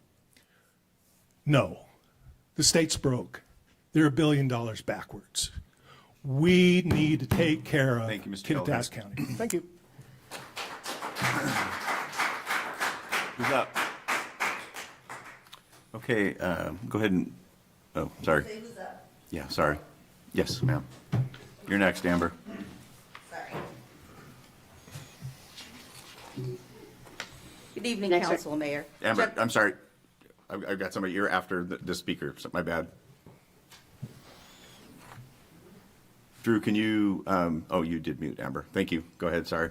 Jennifer Pattison, speaking on my own behalf from beyond city limits. Somehow now the shift has went from the 308 amendment applications, most wanting removal of Chapter 9, to now some draft B forwarded by the DEI Commission. I want to be clear that at the workshop, those of us on the opposition side asked for removal, but that wasn't moved forward. So now we're at this point of 8.5 months later. How are we here? I was a participant in the Common Ground workshop and a participant in all opportunities provided by the council in regards to Chapter 9. I support the changes that are made by the city staff to Chapter 9 and suggest that the council accept the changes as presented. Do not mess with the new draft as presented by the DEI Commission, whom did not invite the community for participation. You chose to docket the amendments and to follow your staff recommendations as you have presented. I was also at the Planning Commission meeting where the Planning Commission voted 4-2 to accept the changes that the staff had presented. Let's move on and move forward into next year and to the next comprehensive plans with open minds and hearts to make more revisions. 8+ months of continual discussion has led us to what the staff presented tonight and has been voted on by the Planning Commission as well. It's time to put this to rest. Now we're up for Amber. All right. Thanks, everybody. Amber Hofer. I am a resident of the city of Ellensburg, also a member of the DEI Commission, and here to speak on behalf of myself, but to also formally ask you all as city council to consider the alternate draft that we've offered during this hearing process and your discussion. I want to circle back to earlier in this process in July during the first docketing process, a conversation that I had with a member of city council. When I was talking with them, I was really concerned about docketing this to begin with, without evidence about any concerns. And they shared that their vote in this whole process on whether or not they would delete the chapter is contingent on whether or not the anti-DEI individuals can reach the threshold of demonstrating that the chapter is currently legally out of compliance, harming the community, or has some specific example of how it has somehow been exclusive. And so I ask you, as you look at the content in the chapter, can you point to an example of something that is truly exclusive or harming the community? Can you offer evidence? Can you cite a specific law that says you can't have a chapter framing belonging and equity? Not legal memos, not guidance, but a law that has been passed through Congress. Has that threshold been met? I feel confident as I've gone through this process that I've seen no item cited within the chapter or the commission's work demonstrating any of those concerns. We're here to help build a vision for the community where everyone belongs in Ellensburg, just like you are. I'd also like to correct some of the misinformation that was shared earlier a few minutes ago. All events in the DEI Commission that were funded were open to everyone. And the statement about white men being excluded during one of the fishing events is misinformation. There's actually a number of photos showing a number of white men participating in that event. Or the claim that white men aren't allowed on the DEI Commission. It is false. You heard from a white man who serves on the commission a few minutes ago, who is also sitting in the audience. This is misinformation, and as our leaders, we ask that you disrupt it. So, as we've entertained this divisive conversation for a really long time, and it's been incredibly hurtful. We've sat through and endured listening to horrible language, abusive rhetoric, attacking our character, misrepresenting who we are, banishing us to hell, and calling us horrible things like groomers and pedophiles and other horrible names, all of which has demonstrated the need for a chapter like the Diversity, Equity, and Inclusion chapter or the revised chapter so that the city can demonstrate its commitment to disrupting this hurtful language and rhetoric and draw a line showing what our community actually values. This is your chance to show that you care about those of us who have been hurt in this process, our community, and we're trying to stay engaged in it, but it is exhausting and it is hurtful to be relentlessly attacked because of who we are when all we want to do is build a vision for the community where we can all thrive. Queer, trans, people of color, and anyone else in a minority group or have different identities than you, we're not your enemy or your adversary. We're your neighbors, just as was mentioned a few moments ago, just as you are ours. And so this is your opportunity as our city's elected representatives to help our community move forward from this and consider consider draft B as the alternative to continue building off of this shared vision in 2026. And please stop entertaining this divisive and hurtful conversation. We've got to move forward. Thanks. Anybody else? We're going to go to 9 o'clock and then we're breaking. Thank you, Council. Carrie Vickers, county resident. Ellensburg is my city. Like Amber just said, it has been a divisive conversation. There's been a lot of issues around speaking about DEI within our community, causing division between people that get along. There are laws that have been broken, and the city attorney is familiar, I'm certain, with things that have been presented. I personally have some laws that I brought with me that I can present to council if needed. If a copy is needed, I can email that. And then all the people in the audience that are saying that laws haven't been broken, they can reach out to me as well, and I can provide those. I am really happy with the effort that the DEI Commission has put forth in removing the words that are divisive, the things that are the intent portion of the commission that does cause prejudice between our community members. Community engagement is a valuable thing for all of our community members. We have people in every stage of life. One of the things that the revision B, I believe, is the one that the commission put forth. One of the things that they put in there is, in their revision, that I really like, that if you were going to approve the first one that came through the through the planning commission, I would almost say maybe motion to put this in so that this part shows the intent. It says Ellensburg is home to residents with a wide range of life experiences, identities, cultural backgrounds, abilities, and circumstances, and that not everyone moves through our community with the same level of ease or access, and some residents encounter challenges that others may never see. This is on page 37 of your agenda packet. It's also in the revision B that they submitted. It's about 7 lines down if you want to see that portion. But that is a really important aspect of what DEI does. Only, can we get away from saying DEI? I know that there's 2 different revisions for a name change. The change in revision B from the commission says access, engagement, and belonging. And I personally have an issue with that.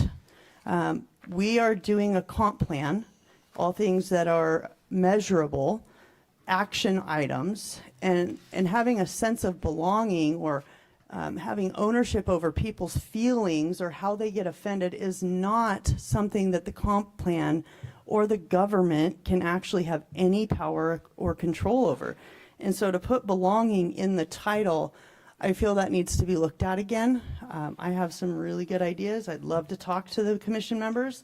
This is obviously a hearing. It's the first opportunity any of us has had to speak to the commission about their submission. So after 8.5 months of being, I was one of the nominees on the Common Ground Workshop. I've attended all the meetings. I've been going to commission meetings. This is the first time I've had opportunity to have any kind of community input on the revision process, which is why we have a periodic plan coming up. That point is when the community can come in and we can really dig in, we can have more conversations and get feedback from people that are even outside the commission, people that did serve in the Common Ground Workshop, and come together as a community. I don't know how that has to be organized because my opinion is Braver Angels didn't work. It didn't provide the time.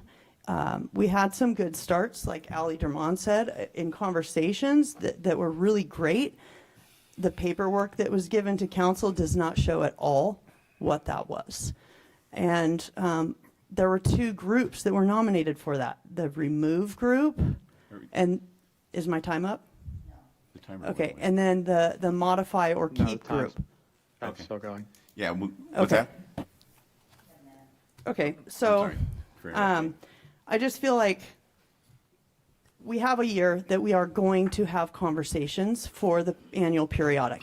At that point, we need to look at the revision that was given by the commission, so we have time and community input to dive into it and really look at how it can be changed.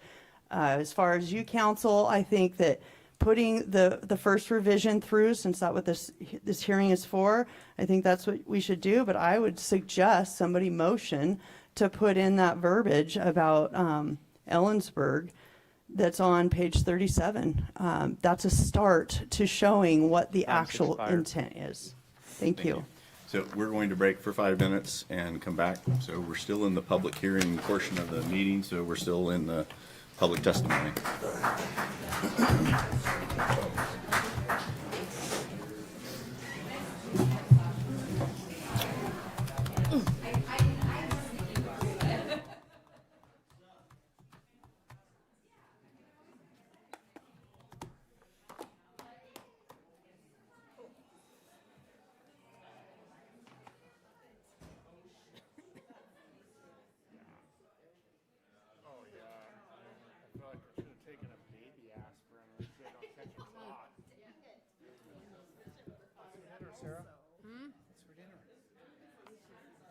chicken and cheese. I will share, but I just use my fingers in it. But if you don't care, I don't care. No, I'm good. I like how you sneak it in under the You want some table. cheese? You want a cracker? Yeah. You know I got it already. Yes, indeed.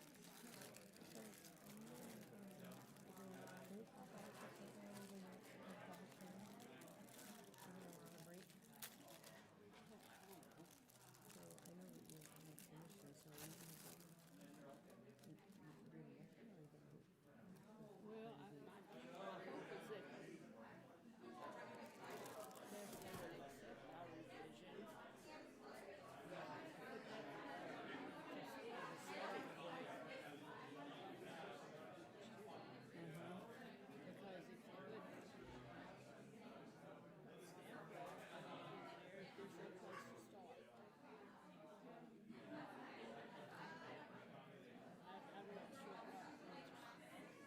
There's dinner.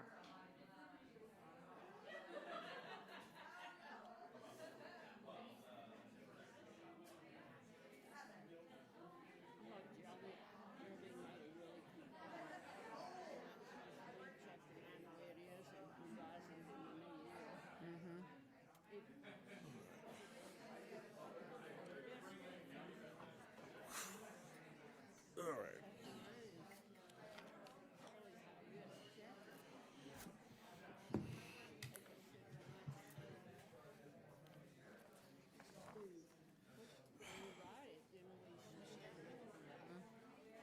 Said 9. I'm sorry, 9:05. That's right. That's right. Because he said we're going to stop at 9 and go 5 minutes.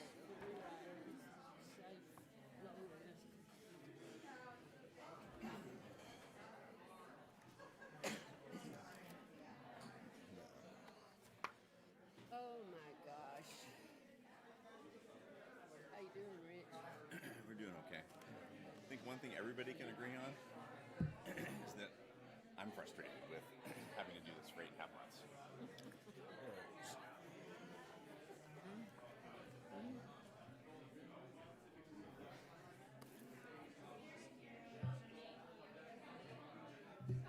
Want some more?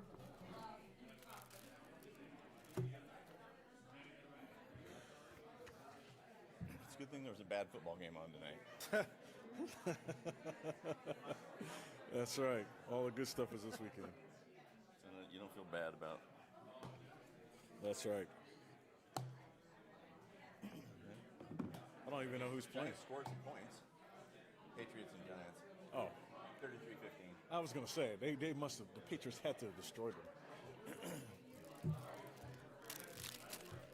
Now that Brady and Belichick are gone, I don't have a reason to hate the Patriots, but I still do. Because we had to deal with the last 20 years of it. That's why. It's Boston. So it just depends on how you feel about Boston, but I don't have anything personal against them. So, yeah. It's just interesting to see the Patriots and the Broncos being the best teams in the NFL. Would not have seen that.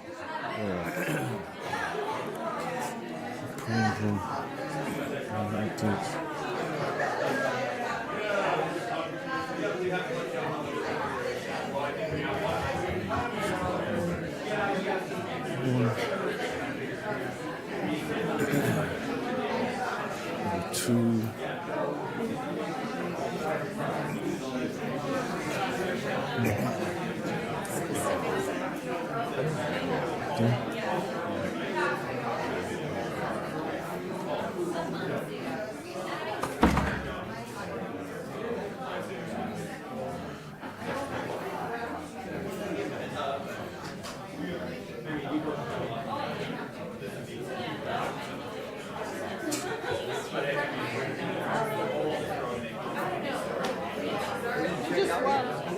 Sign out. I guess it's okay. If that was the case, then I'd love that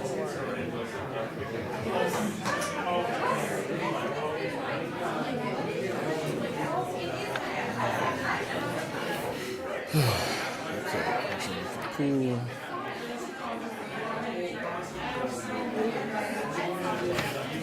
So, Addition.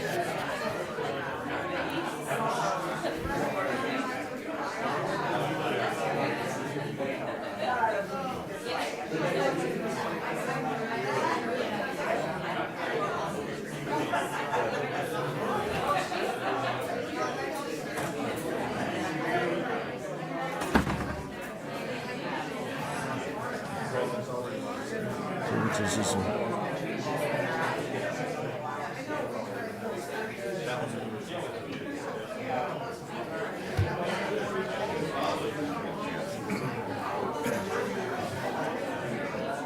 Okay, we're reconvening.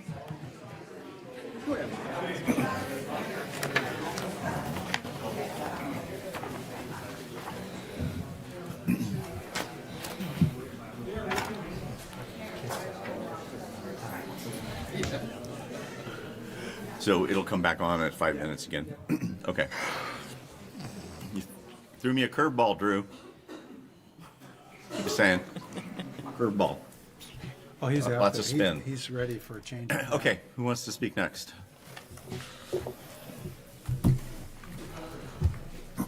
This goes into the, swap that out. Oh, wait for Sarah. Did we lose Nancy too? Can I do it? Oh, there she is. Yeah.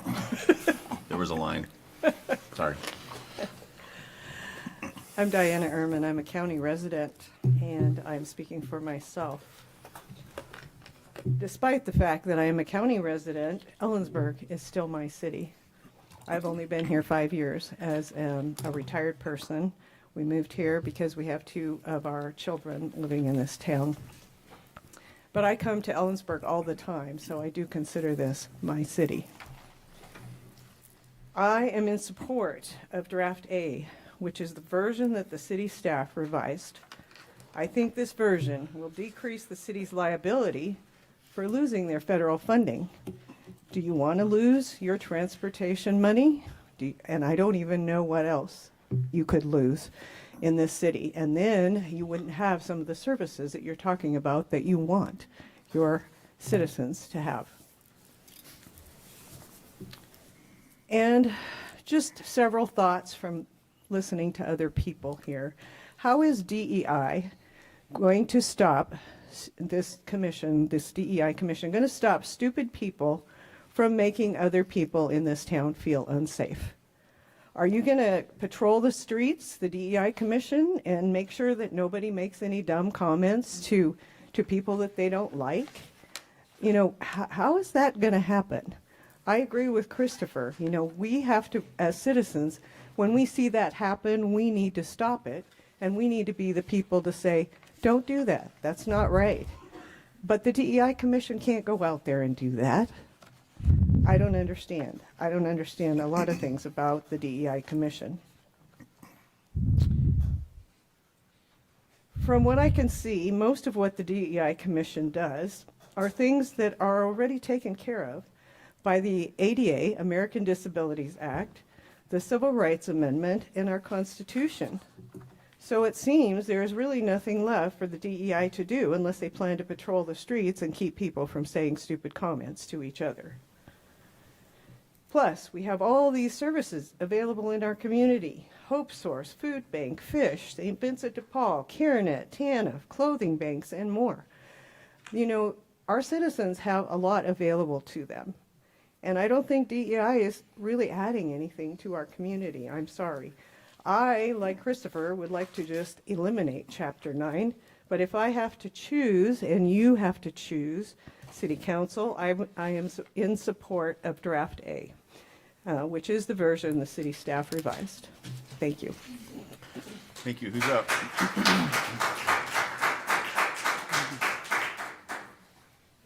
Who's up? Okay.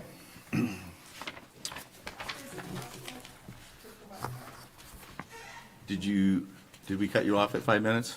Yeah.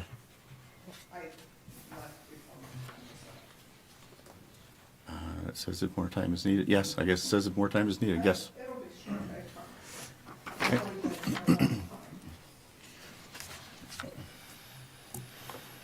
I needed Go ahead and just Michelle reintroduce. Adams. Yeah, there you go.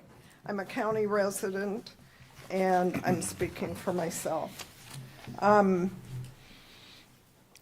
agree with the fact that as the city council and as a governing body, you do not have control over what people say or do or whether or not we offend each other. We can take that down to the micro level as a mom who raised 3 children. And as most parents know, they call each other names. They call each other stupid and all kinds of horrible things. But as a mom, I set the tone. And it's a completely different matter if I don't do something about that. If I don't set the tone and say, that's not going to fly here, you aren't going to talk to each other that way. I can't control every move they make when I'm not around, but I'm still the one that sets the tone because I'm in my house, I'm the government. I'm a grandma now, so I guess I'm the old government. We've had so many times throughout history that government sets a tone. In the 1930s, a lot of people don't realize that Chinese baby girls could be sold into sexual slavery with even clergy who believed that that was okay because they were heathen and not really human. Government stepped in and started to change that tone, and people started to say, that's not right, because government said that's not going to fly here. Do you know, up until 1993, it was still legal for a man to rape his wife, talk about hurting her feelings. But government said, no, we're not doing that. That's not who we are. In the 1960s, an owner of a restaurant could tell people of color that they could not sit next to white people, that they had to sit in the back. I guess you could say, it was okay for them to hurt feelings, and government shouldn't have stepped in, or should it? Should they set the tone? That's all we're asking. That's what Ellensburg has been trying to do. Set the tone. Are you going to be able to prevent people from hurting each other's feelings or making someone feel unsafe? Probably not. But we can set a tone. That's all that we're asking for. Set the tone. And again, I support the draft A, or draft B, excuse me. Anybody else?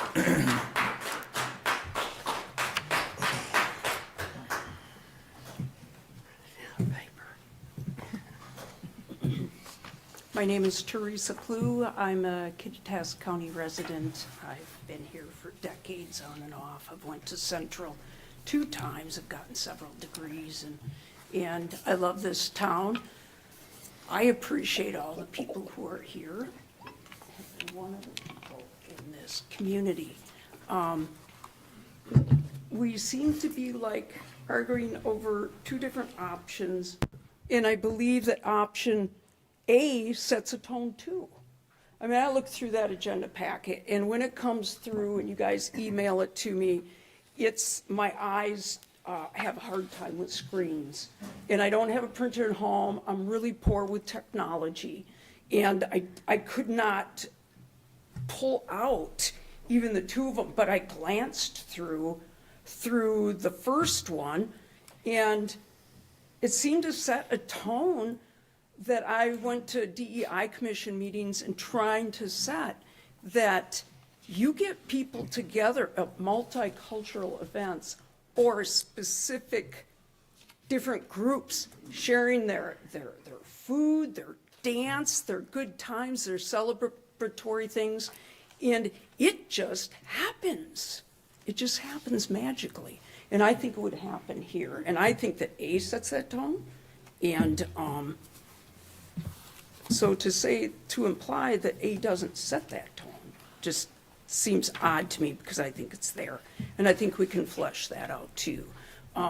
The DEI commission, from the meetings I saw, you know, it was like, okay, we need to assign more people to the commission because we've got all this other work to do. Well, it took like maybe a year to come up with a statement for the, you know, being here on the lands that we're on and giving acknowledgement to the Native Americans for their contribution. Giving recognition to different people and different ethnic groups for their contributions and is a great thing. I mean, I don't know how we could argue about that. But funneling it all through a DEI commission trying to do the work makes it bigger and bigger and bigger.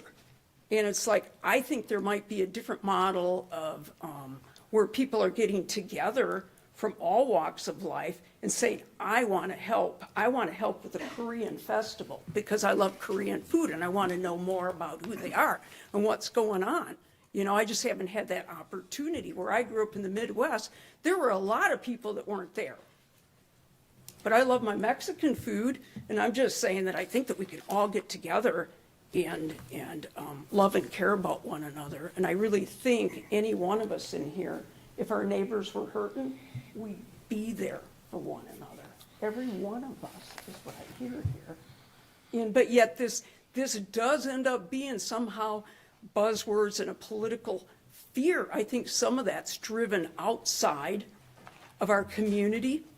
It comes from the state. It comes from global interests. I've been watching some of what's went on in Ellensburg from the beginning, and there were, you know, I had conversations with Antifa members back when Black Lives Matter were involved. And they claimed that they weren't an organized entity. There was no such group, but yet they were talking about block attire on their, at that time, they were more open about it. So those seem to be things that come into our town from outside. I don't know where they're coming from, if they're filtering through CWU or that somebody else is sending them in, but that's very threatening to me. I just want to feel like these are Ellensburgites here and people who love Ellensburg, and we don't want to change it into another Seattle or Minneapolis or someplace where there's riots and things going on. We don't need that. We need a peaceful community. We need to share, you know. We need to get back like the little kids who look at one another, and there is no skin color. You just share. And then sane people and adults step in and say, no, you don't beat one another over the head. Just love one another. And that is my heart. And I give that to this town in any way that I can help. You've got me, okay? Thank you. Thank you, Lisa.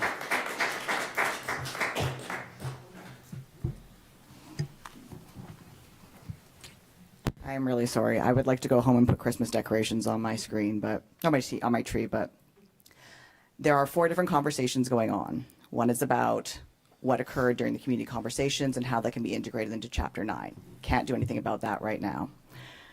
One is about the draft that was initially presented and that council approved. Can't do anything about that right now. We're not even talking about that's on the table. One is about the DEI Commission, what we do or don't do, Emily Tumby O'Brien, DEI Commission member, President of Ellensburg.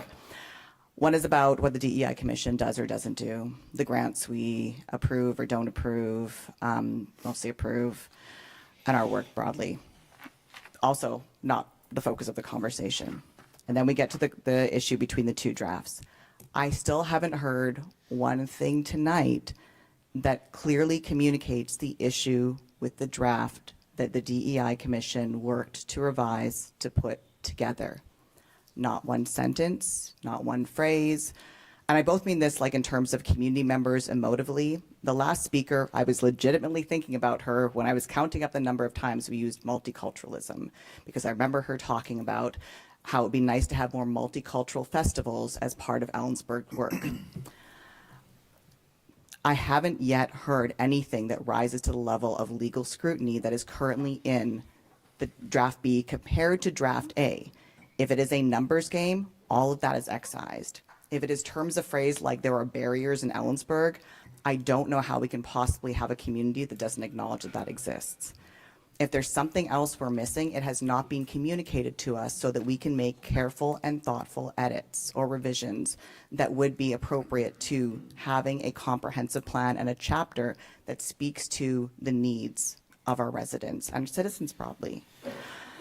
So that's where I'm at, is that I'm still struggling between what the issue is with draft B, beyond the fact that we try to retain and improve some of the language there so it actually speaks to where we are today, stated need, and what we know has arisen from things like our focus groups, walking tours, everything like that, just hearing basic needs.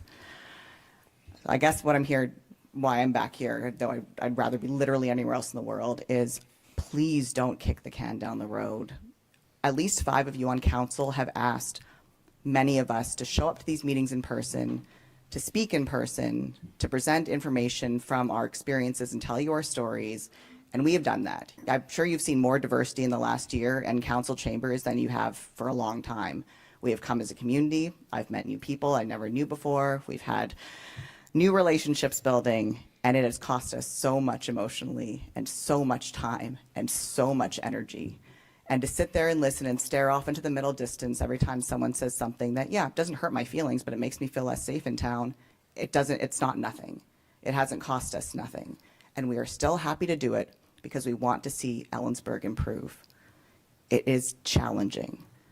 But if you kick the can down the road, you are going to lose so much trust that we have shown up and we have done what has been asked of us over and over and over again. And we've been happy to adapt and make revisions and completely nullify elements and language that, you know, to me it's fine. If someone else doesn't like it, I'm happy to adapt. I don't mind that. None of us do. So that's what I'm asking. It's just, I know that on the table is, let's just deal with it during the revision process next year. Who will deal with that next year? What commission, what members, what residents, who is going to be responsible and tasked with that after what we've done this year? So I'm really sorry for taking it more time, but thank you. Anybody else? Okay. Yes, ma'am. Gotta go to the microphone, please.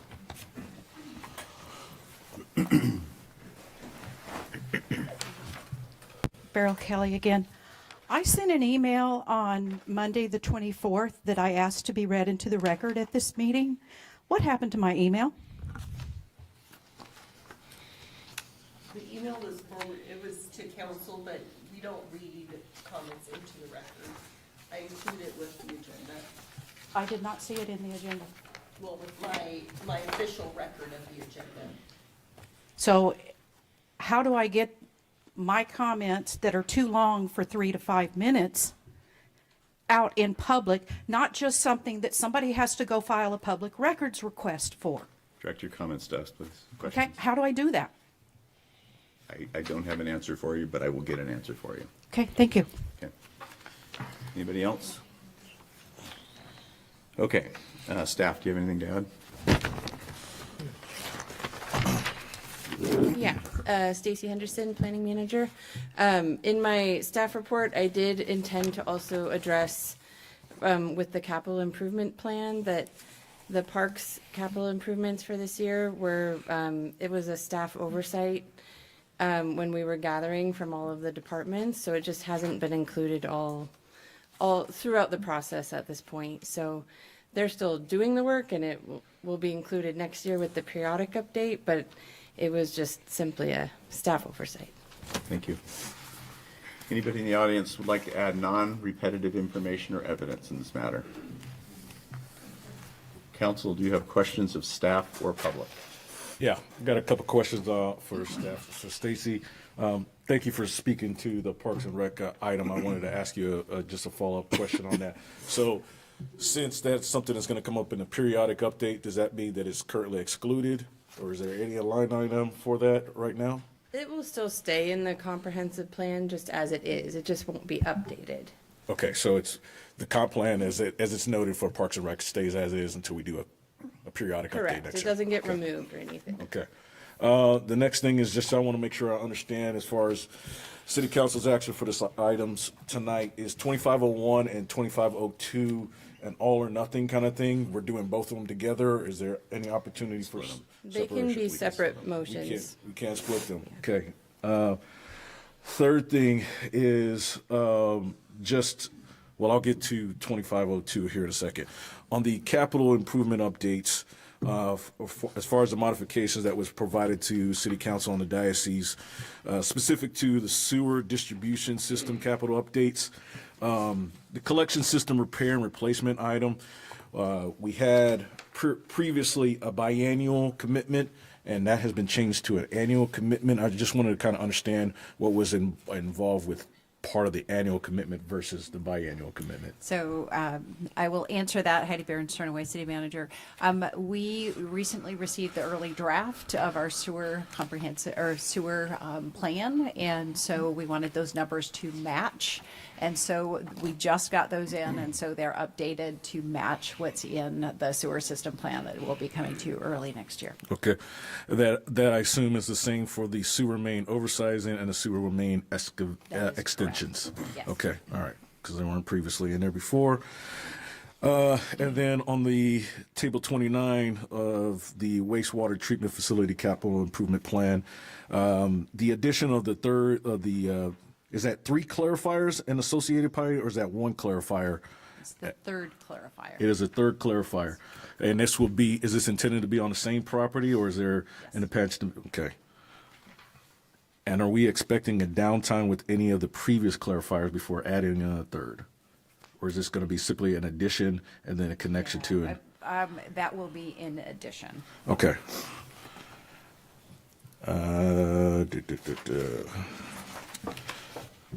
All right, then on, sorry, didn't mean to take up everybody's time. Does somebody else want to get a question in here? Okay.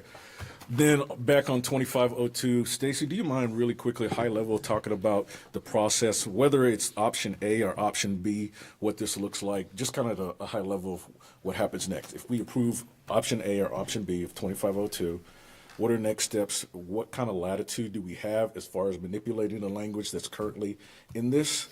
I know this is going to be an ongoing conversation, but can you provide any guidance on that for a little bit of? Yeah, and just let me know if I don't answer your question, Please. but I'll try. So with option A, it will be listed in your packet are council's options for your decision, and it would be option A, actually. So adopt or approve as recommended by Planning Commission. Option B would probably fall under approve with modifications, because that hasn't been a part of the process thus far. There is a little bit of opportunity to possibly change some text between now and the second reading, but there's not really an opportunity to rewrite heavily. Like, Sure. Yeah. So on this, and I just wanted to make sure I understood it. So an option B, if you were going to propose that, would be accepting with some modifications. So those modifications are something that City Council would basically provide as far as recommendations. Yeah, you would have to make the decision to change it tonight and specifically have that instruction, and then we could provide it in the second reading document. Understood. Okay, I'll stop for questions for a little bit. Could I ask a related question? Yes. Since he opened the door. Thank you. Option B scenario, really, since it's new, I mean, in the sense that it's very new information, as has been pointed out by many people tonight, does it not also possibly align with our choice D, or our available options, referral, or part of the plan text proposal to the following year amendment process? Because I think kind of where I'm struggling with this is that So why don't we just get her answer, because you're just No, asking that's- questions. Yeah, I was trying to put some context, but go ahead. So you're asking if adopting I guess it's- option B would fall under choice D? Yeah, that well, make I sense? think maybe it does indirectly, because it's going to end up as part of the amendment process one way or the other. right? Yeah, A or what B. we're really talking about is what council would like to adopt this year, this Yeah, calendar okay. year. So if you chose option D, that would be essentially wrapping it in with the rewrite that's already planned for next year's periodic update process. Would that eliminate, does option D eliminate the need to accept either option A or B today? It does. I don't Okay, think you that's could. what I wanted to know. Yeah. That's what I want to know. It would just stay, the chapter would stay as it is, and you would. Okay, as a basis. Okay, I get that. Thank you. Or, sorry, No, I- Questions? Yeah. questions? yeah. I stopped. Questions? Actually, I'd like to ask Ms. Kelly to, if she can, she said that, that option B, the DEI Commission's draft, also violates the federal administration's interpretation of the law, and said we can't use substitute language, and that would be a presumptive violation. And I guess I don't see that in draft B, and I'm wondering if you can point to some specific language.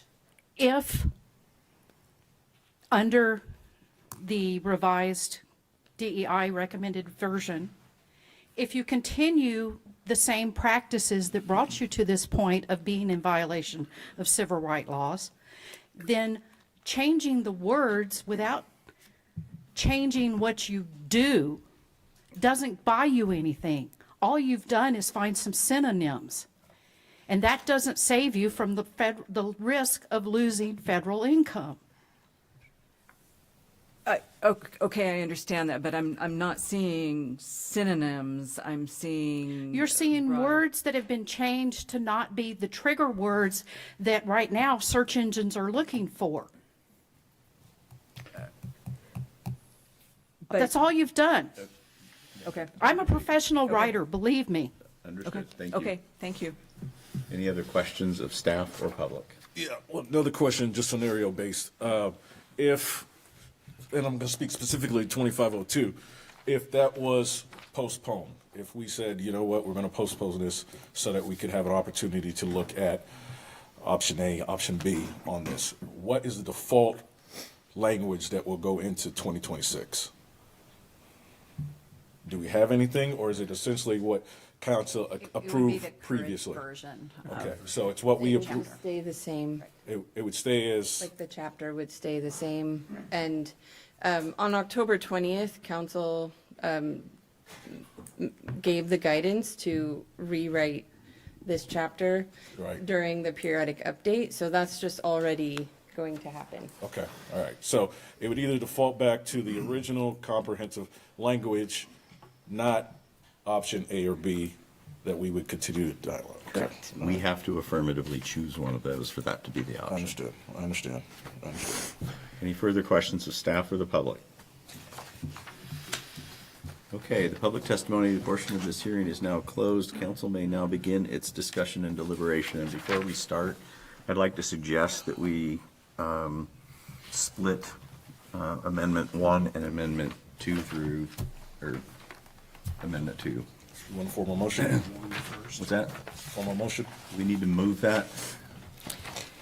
Oh, I think we did. No, I think, but I would be prepared to move adoption of docket item 2501 with the modifications that were presented to us this evening on the CIP plan. Second.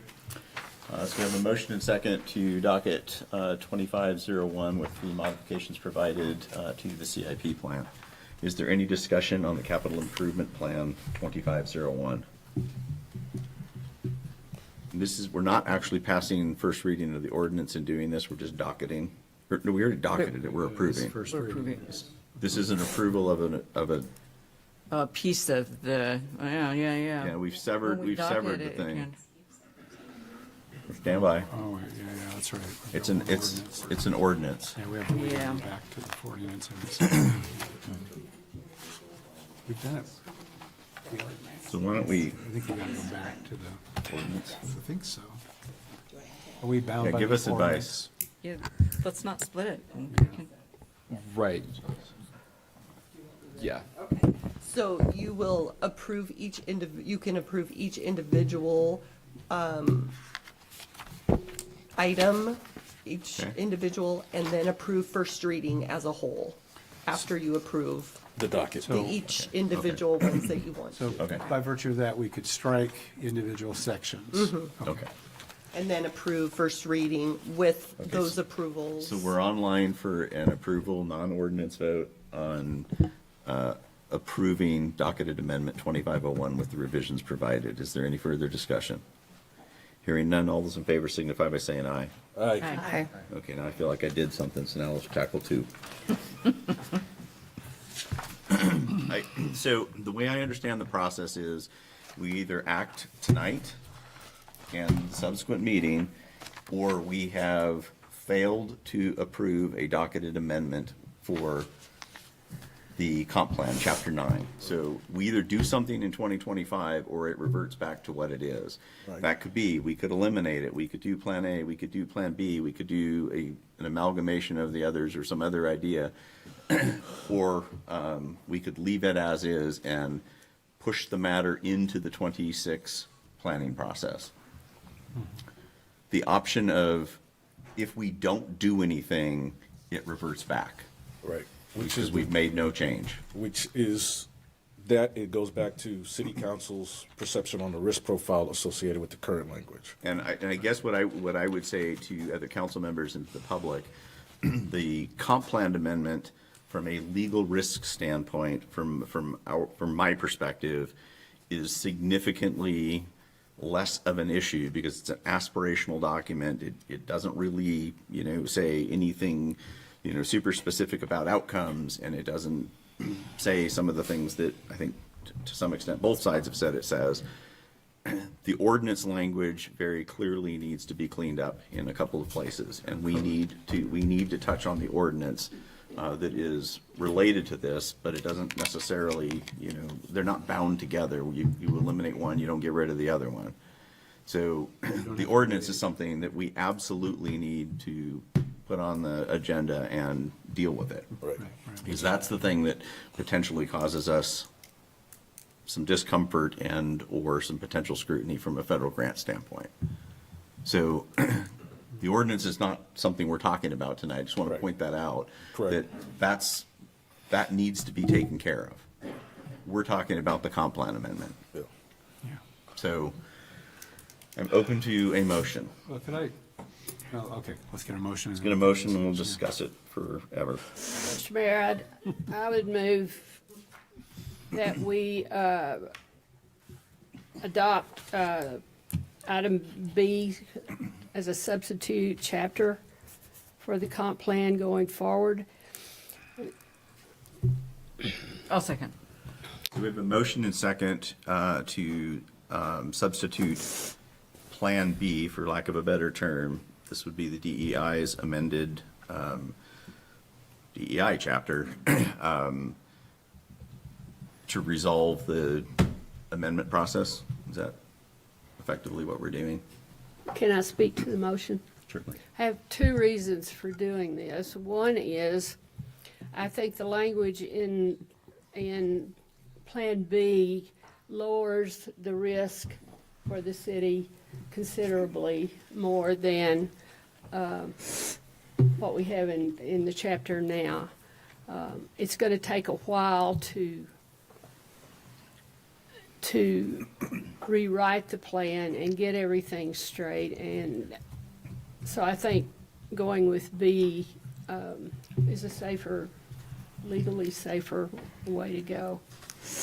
The second reason I would like to see this done is this document. That document gives us a really good place to start with revisions in 2026.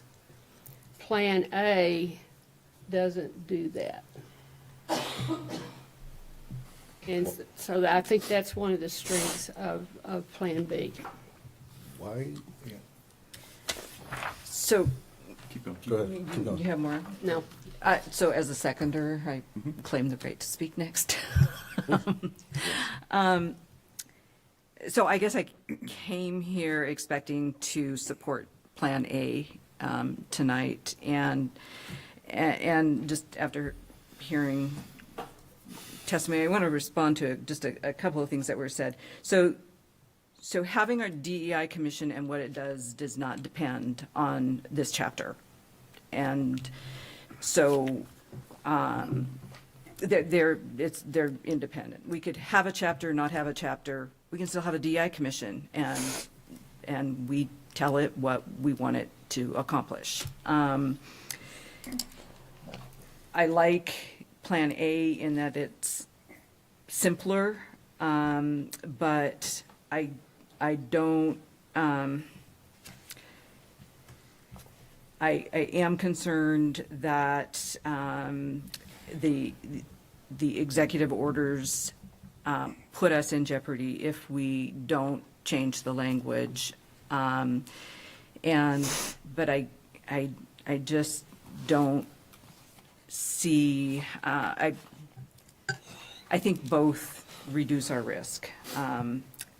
And I mean, frankly, I can go either way, A or B. I do not want to kick this down the road and keep the existing chapter as is. I think that creates a risk for the city, and I don't want to eliminate the chapter even for a year. And so I there'll be a lot more conversations.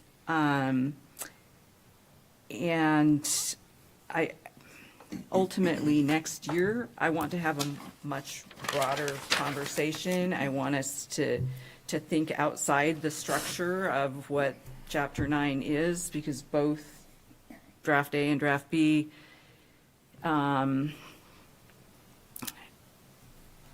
used the existing chapter as a basis and just amended that. I want us to think about what it is we want to be doing in this realm. I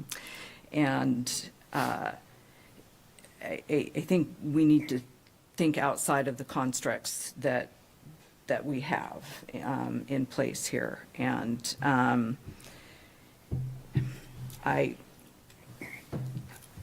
I'll just stop. Yeah. So I agree with a lot of that. I think doing nothing leaves us in legal peril. I think kind of we can agree upon that precipice. And then we've got comp plan A and B. I'm for A. It's gone through the planning commission. It's been looked at by city staff. The amount of time that I've had to review this from when I got it to here right now is not a significant amount of time, and then you throw a holiday right in the middle of it. So it's from up here, it's a tough one. Neither one of these in any form is going to make it to the end. It's going to get marked up and edited and improved upon. I think there's improvements on both of them. I do agree both of them probably do lower our risk profile. It's just, do we want to, my gut is to go with A. I personally believe that it's the lowest bar in terms of risk profile. We don't know when, this will be done next year, go to the end of the year. And if we're worried about an executive order, then that's 25% of a presidency that, with the stroke of a pen, that is the legal risk for us, right? Is that money stops. And since neither one of these is going to make it to the finish line as is, I'm leaning towards what's gone through the planning commission, what's gone through city staff, and what I personally believe is the lowest risk profile of them. So my argument would be for A. So first of all, thank you all for being here and continuing this long conversation and dialogue. It does speak to our community involvement that everybody here clearly cares about the community. So I really do appreciate that. When we got into the Braver Angels conversation, I talked about trying to find that compromise between the opposing sides of this. One was to keep the language as is. One was to remove as is, remove it in its entirety. I didn't think either one of those were valid. What we're talking about tonight is a great step. I think that it is, because it is trying to get to that middle path. Now we're getting closer on that gap between where we all think this thing should sit. We have two recommendations, one from our Planning Commission, one from DEI Commission. One is saying go with A, one is saying go with B. And so that tells you there's still some areas to work on this. I do want to make sure I understand this, and this goes back to Nancy Goodlow. I want to make sure I understand this. You said on option B, there's still time to be able to modify the language. You kind of made it seem as though you don't have that opportunity on A. Is that accurate? Well, if you like A and council approves A, and you want to modify the language, you could say approve it with modification. You can do the same thing with B. What I said was, if we accept B and replace the current chapter with B, when we get ready to do a rewrite and come up with whatever chapter we ultimately end up with, B gives us a lot of flexibility, plus it has a foundation of intent and what this is all about that A does not have. If you want to use A as a planning piece for a DEI commission chapter, you just have to kind of start all over at the beginning. But if you say A with modifications. Well, I don't know what modifications you would make. You'd have to. That's the dilemma that I've got right now is reading through option B. I think there is some good stuff that can go within A and whatnot. And so it's that modification of it. I just not have enough time to be able to figure out what those modifications are, to write them down and say we need to make these X modifications is my dilemma. So I want to make sure that whichever of these options, the door is not completely closed on those modifications. So that's why I'm saying if it's A with modifications, we have to explicitly note those now. So Delano, I have some that I would suggest. We have to deal if we with go that this way. before the end of the year, otherwise it automatically rolls into the 2026 process, which puts a calendar on it that's going to take forever. Right. Not forever. It's going to take till the end of 26 to deal with it. So, Hey, I'm not interested in doing so that. we either take action in the month of December, Right. or the default position is we have what we have. Mm-hmm. Yeah. Gotcha. So, I've got a comment or two before we finish up. Okay. this. Go ahead, Dave. But go ahead, finish up yours. Yeah, I just wanted to kind of work through my thought process there. Go ahead. Rich? no, go ahead. Okay. Yeah, this is, it's been a long conversation for everyone I know. I think my main takeaway, we've been talking about this, it seems like for 2 years, but it gets meshed up with other things. So if we think about the last 2 or 3 months, it's really been a race to the finish here to get to the end of the year. The comp plan process drives the timeline on that. And my main takeaway, and with all due respect to everyone who worked on both drafts, staff for draft A and DEI commission members in draft B, I think everyone did a tremendous amount of work in a short period of time. And it was, the approaches were different, the focus was a little different. But I think in both cases, and I've heard it, it was stated at the Planning Commission hearing, it's been stated tonight, this was a rush.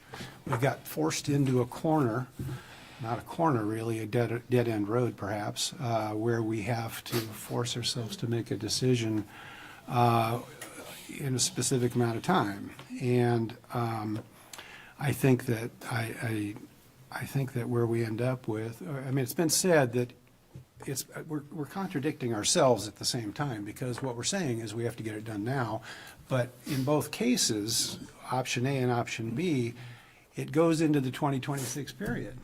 And it's going to take conversations and tasked work for somebody in the comp plan process to make that happen, right? That's the given. Everybody is, because it's funny, because what we talked with staff about weeks ago was giving us a degree of protection from our legal risk. Everybody's on board with that, and the expectation was there would be very surgical, targeted edits, and I think what we got was not that. It was 80% gone, 20% left.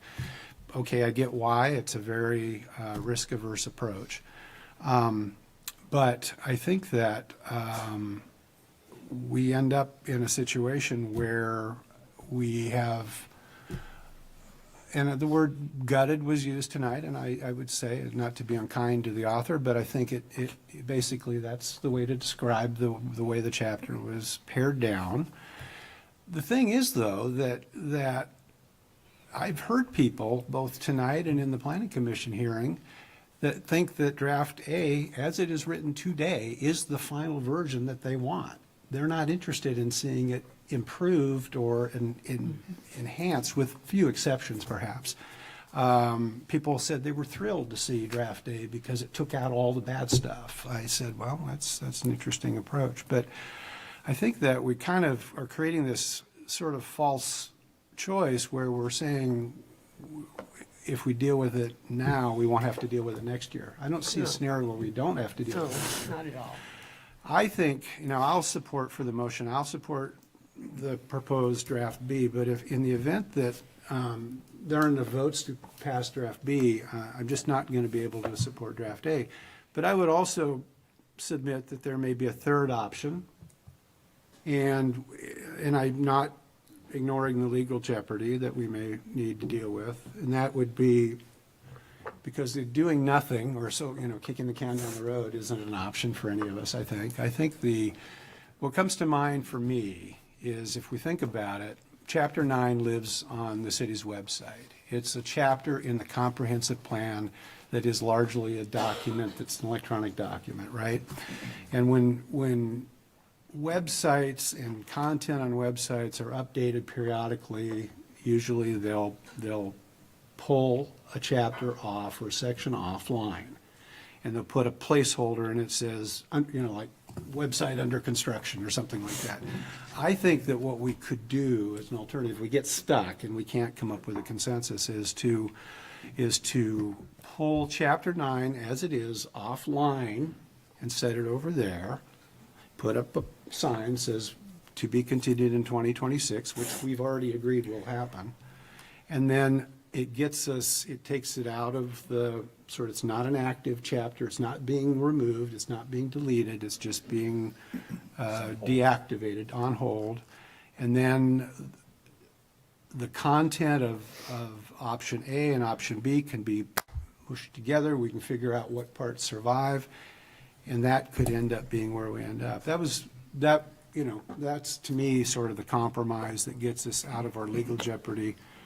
But I just feel the only other thing I would say about draft A, again, no disrespect to anyone who participated in building it, is I think it does too much damage to our community's sense of self. I just think it wasn't the intent, but I think if we just sweep that out, it just really sends that message that it's not important, and that's the way I look at it. I think the other problem is it doesn't start 2026 off at ground zero. It starts 2026 off 2 steps behind, because we're not beginning with what we agreed upon is a good point of beginning.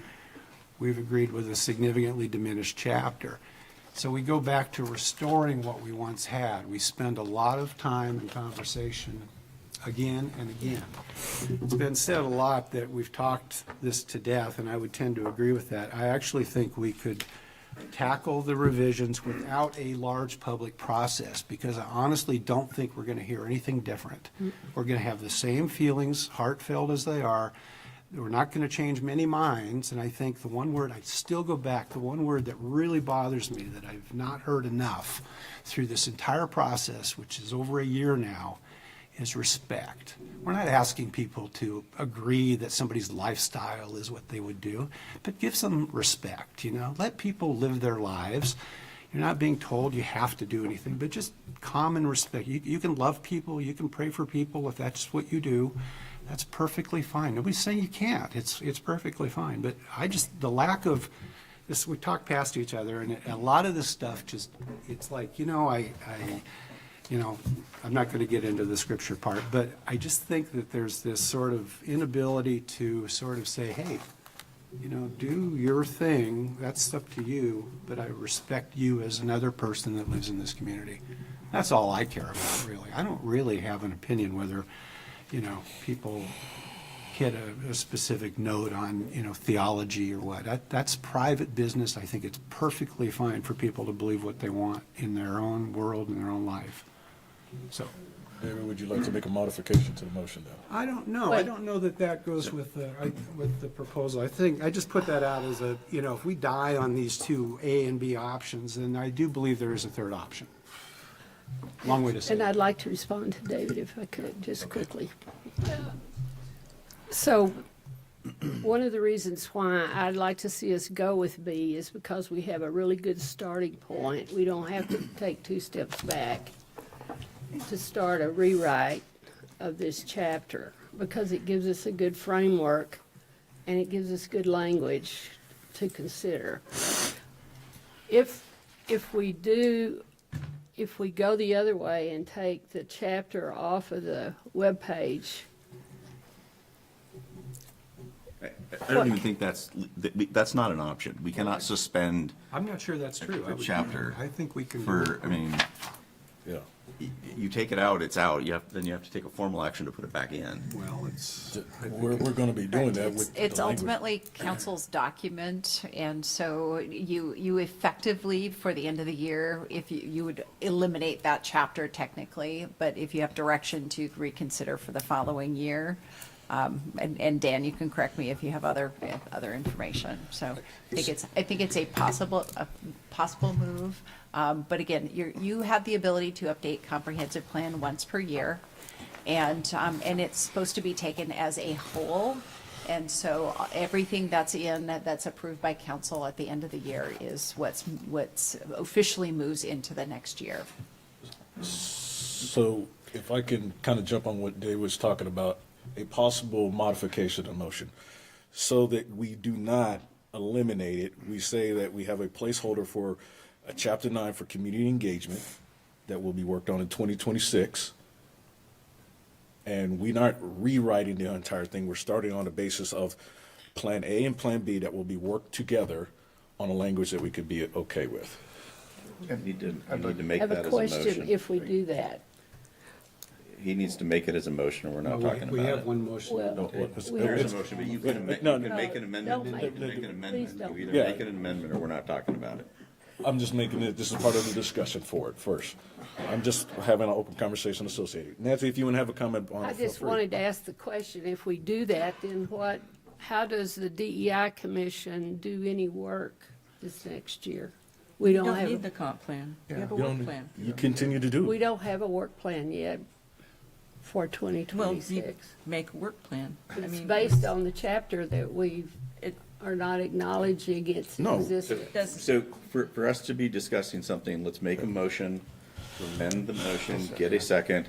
We'll vote on the amendment, and then we'll move forward with either the modified version or the original version. I will make an amendment. I think David has a good idea. This is not a disappearance of the chapter. It's saying that we're working on it. I would make an amendment that we hold a placeholder for Chapter 9 community engagement, that we'll work on the actual conversation about. Second.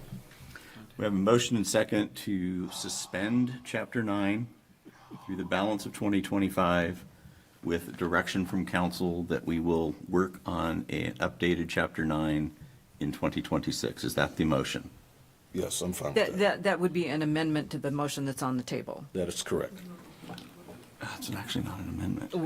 It is. It's a replacement. Yeah. I'm sorry, it's actually a replacement. You're not amending it, you're replacing it. Okay. So we need to vote on the first one Okay. first. Correct? Okay, my bad. All right. So we have to vote on the first one? We have Sorry, to. talking in circles. Okay, no I didn't problem. want to get it down to that level. So we'd have to vote on the first one before. Unless you're going to amend the first motion, yes. And I would just like to further emphasize that Plan B was written by the commission, who is tasked to be an advisory group to council. We have extremely talented people who know this topic better than anybody in the room. And so, with due respect to all the options that we could do, maybe I would like to see us follow the recommendation of the group that's responsible for doing this work. But, I mean, we need to also recognize the planning commission in it too. It's not just a single commission. I appreciate that, and I was at that meeting. Hang on. And it was not a good meeting. Yeah, That was my opinion of it, and it was not a unanimous vote. I was just going to say, weigh in on the planning commission element. It is true that this did go through the planning commission, but along the lines of what I said earlier, this was a very rushed process. There was a last-minute study session, wasn't scheduled until it was, and then the public hearing, and there wasn't any substantive debate of option B at the planning commission meeting, at the public. Was Well, that there was presented not to an, them? so. It was in their packet, but it wasn't, they were talking within the parameters of the, the guidance, but there wasn't a serious debate about whether option B was better than option A. Well, let me clarify. Option remember B correctly. did not even exist. I believe at the it had planning been commi- circulated. At the planning commission, okay? I think, But the planning commission did have a recommendation from the DEI commission to reject A and allow the commission to rewrite, to help with the rewrite. That- And that got no consideration in the discussion at all. yes, thank you for correcting me, that you're correct. Option B came out after was a Right. development after the public hearing. So that option was not considered by the planning commission. Sorry, I got that fouled up. Okay. Okay, I'm gonna, unless we're more discussion, I'm gonna ask for a roll call. I don't even please. know. So this is approving 2502, but substituting the Plan B language for the DEI chapter. Is that correct, the motion? Yes. Okay. That's what we're voting on. I want a roll call. Okay. Beauchamp. I'm gonna say yes, because I would prefer B. Yes. Yes. Okay. Goodloe. Yes. Lilquist. Yes. Miller. Aye. Palmer. For the opportunity to replace that one, it would be no. Thompson. No. Elliott. Yes. Okay, now we have an ordinance to pass. So we have amended language for both the 2501 and 2502 for the ordinance. So I need a motion for first reading and then discussion. Well, then we can go straight into the first reading. So I'll make the motion for approval of If you have first it quiet in reading. the audience, please. Making a motion for approval of reading the first reading of the ordinance, Ordinance 4977 4977, with noted amendments. with noted amendments. Second. We have a motion second to conduct first reading of ordinance 4977, which is comp plan amendments 2501 and 2502 as amended in the council meeting. Is there any discussion? Hearing none, all those in favor signify by saying aye. Aye. Aye. Who will vote aye? Opposed? That motion passes. We're moved to 9A, page I'll read the 120. ordinance. Oh, sorry. That's okay. An ordinance of the City Council of the City of Ellensburg, Washington, amending the comprehensive plan adopted by ordinance number 4785 and set out in chapter 15.120 of the Ellensburg City Code. Okay, ordinance 4976, supplemental budget, public comment opportunity, page 120. Good evening, Mr. Mayor and Council. Hey, hang on a sec. Can we be quiet in the audience, please? Can we be quiet in the audience, please? If you guys need to talk, go outside, please. Go ahead. Good evening, Mr. Mayor and Council. I'm Keith Bassett with the city's finance department. The ordinance before you is the culmination of your mid-biennial review, amending the budget in preparation for the end of 2025 and city operations and investments in 2026. The process for this ordinance has been conducted in accordance with requirements of mid-biennial review for all Washington cities that adopt a biennial budget. The contents of the budget ordinance have not changed since you conducted first reading at your November 17th regular meeting. You held public hearings on the elements of the supplemental budget at your last two regular meetings. The proposed ordinance will officially authorize expenditures in support of items previously approved by the council and establishes expenditure authority for additional targeted investments across city infrastructure and operations. I won't reiterate much of what staff presented at the last two meetings, but as always, the detailed contents are included in Table 1 of the agenda report beginning on page 123 of the agenda packet. Highlights include investments in the city's parks and recreation facilities, police department analytical resources, state mandated officer training and crime prevention equipment, citywide core computer systems, and changes to employee compensation related costs. The proposed amendments maintain anticipated 2025 and 2026 ending fund balances within required fund balance thresholds. Staff recommends a motion to conduct second reading and adoption of ordinance 4976, amending the 2025-2026 biennial budget. Council, questions of staff? So, considering that the previous ordinance that we just read, specific to 2501 on the capital budget improvements, I want to ensure that that does not impact the current, okay, that's what I thought. I want to just double check. All right. Just a reminder, the capital improvement plans are 6-year plans. They're aspirational plans. They're not actual dollars behind those. Understood. Understood. Any other questions of staff? No. Anybody in the audience wish to speak? Mr. Kelleher. This is a 3-minuter. This is a 3-minute one. This is the ordinance second reading of the supplemental budget 2025-2026. Thank you, Mr. Mayor. Pat Kelleher, City of Ellensburg. Trying to figure out where I am because you approved the comprehensive plan without a capital improvement plan for Parks and Recreation. Now we're moving the supplemental.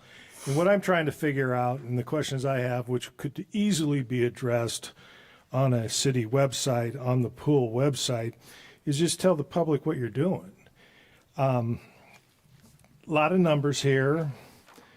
I'm trying to figure out where the $35,000 that you budgeted for this year for the study is and where it ended up. I see a switch between the tennis courts and the splash pad, but there's no way you're going to get that built by the end of the year. So I don't understand why that didn't get moved. I'm trying to figure out I'm just lost as to what your plan is, and I'm lost as to who's developing the plan. Is this a community, or is it, smoking cigarettes and drinking coffee? And okay, no, we're going to have a $50 million bond. I don't care how many years out it is. You're going to have huge problems with that. Okay, is a pool shot? I don't know. Do a studies. What's the condition of the pool? I mean, obviously your roof is leaking and probably needs replacement. But what are the bones of the existing pool? We're in a building that the school district surplused, and you could have bought for $1. We went through 3 votes for on Morgan, and if those 3 would have passed by the 60% supermajority, we would have had a 110,000 square foot turd in the middle of the city of Ellensburg, because you can't reuse a surplus school building for education. Let the people know what you're doing. I probably have looked at it a little more than average. I have no idea where I am. I have no idea where you are. Thank you. Anybody else wish to speak? Supplemental budget. Okay, council. Can we allow staff to address that? Keith, you want to talk to any of those things Mr. Keller talked about? No. Oh, no. Sorry. We'll respond Okay. specifically. All right. Mr. Barry, I move to conduct second reading and adoption of ordinance 4976-2526 supplemental budget. Second. We have a motion second to conduct second reading and adoption of ordinance 4976, which approves the 2025-2026 supplemental budget. Is there any discussion? Hearing none, will the clerk call the roll? Beauchamp? Yes. Goodloe? Yes. Lowquist? Yes. Miller? Aye. Palmer? Yeah. Thompson? Yeah. Elliott? Yes. Okay, item 11A. One more time. Sorry. I'll make it quick. An ordinance of the City Council of the City of Ellensburg, Washington, amending the 2025-2026 biennial budget for the City of Ellensburg, Washington, is set forth in ordinance 4950 to adjust appropriations in the city's funds.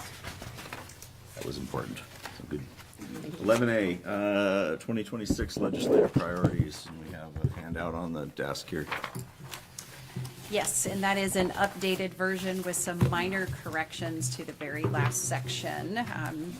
So you have before you a list of potential proposed Ellensburg 2026 legislative priorities. And before I get going, I'm going to ask Drew, can you bring Josh Weiss online? He's a lobbyist and he's in the lobby there somewhere online. So this is, I believe, the fourth year that we proposed council adopt a list of legislative priorities. We know what happens at the federal and state level impacts us locally, and sometimes more than others. And so this is very specific to our state.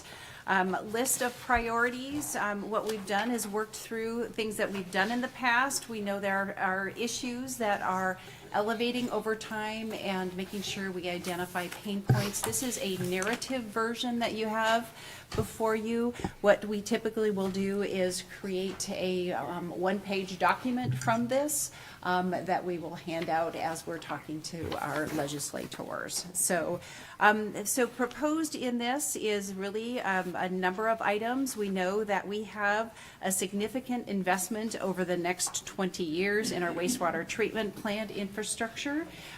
We recognize that there are no, we heard that there are no operating budget requests being accepted, and also we do recognize that there likely will be some capital infrastructure available to share with cities, and so we would like to ask for $1 million as a capital budget ask for our aeration project and investments that would help us with the first phase of investments at our wastewater treatment plant. If you don't ask, you don't ever get, and so making sure that we create a long-term plan for that. And that would be one of our asks this year. We also know that Ellensburg has been, we have a number of recreation facilities that are high priorities in our community. One of the recommendations, actually one of the items you passed in the supplemental budget was to put aside $100,000 for pre-planning, essentially kind of pre-design for our city pool replacement. In addition to $50,000 to do a pool reuse study. Over the next few years, we'll be investing about $1 million in that pool facility. And the question is, how can we reuse that for something more after the end of life of the pool itself? And so making sure that we're looking into those, that will help us plan for future facilities. And the Upper County Recreation Center did a request for, these are small capital community budget requests. We would like to do the same for about $150,000 at the state level to match that, to help extend our planning and design dollars for that. And those would be the only two budget requests we would have for the state this year. And we do have information about the field house on here. We know that's been a priority too. We don't have a specific ask around that. It has been our ask in the past, and so we will continue to kind of keep that on the list as a community priority because recreation is important to our community. Another highlight I'd like to point to is our work around energy and carbon reduction. We know that the Climate Commitment Act really has had a disproportionate burden on our city. and our small municipal utilities. We're working with our lobbyist, who is with us somewhere, I think, in the ethers here, and available for questions as well, but looking to work very closely with the city of Enumclaw. They are the only other municipal gas utility in the state of Washington, and making sure we're aligned. We know that we're better together, we have a bigger voice together, and laying the groundwork for a long-term request. Our goal is to engage our legislators and some of the authors of the CCA into helping find solutions for us. And so we know this is a long-term commitment to making sure we're protecting our community's interest. We also have some items talking about homelessness and affordable housing policies, specifically keeping to some flexible policies that provide other funding to housing and to preserving affordability. A lot has been happening at the state level for the last couple of sessions around housing and making sure that programs that help in our community, such as the Connecting Housing to Infrastructure program, additional dollars we've gotten for other projects, those programs continue to support the things that we're working on in our community.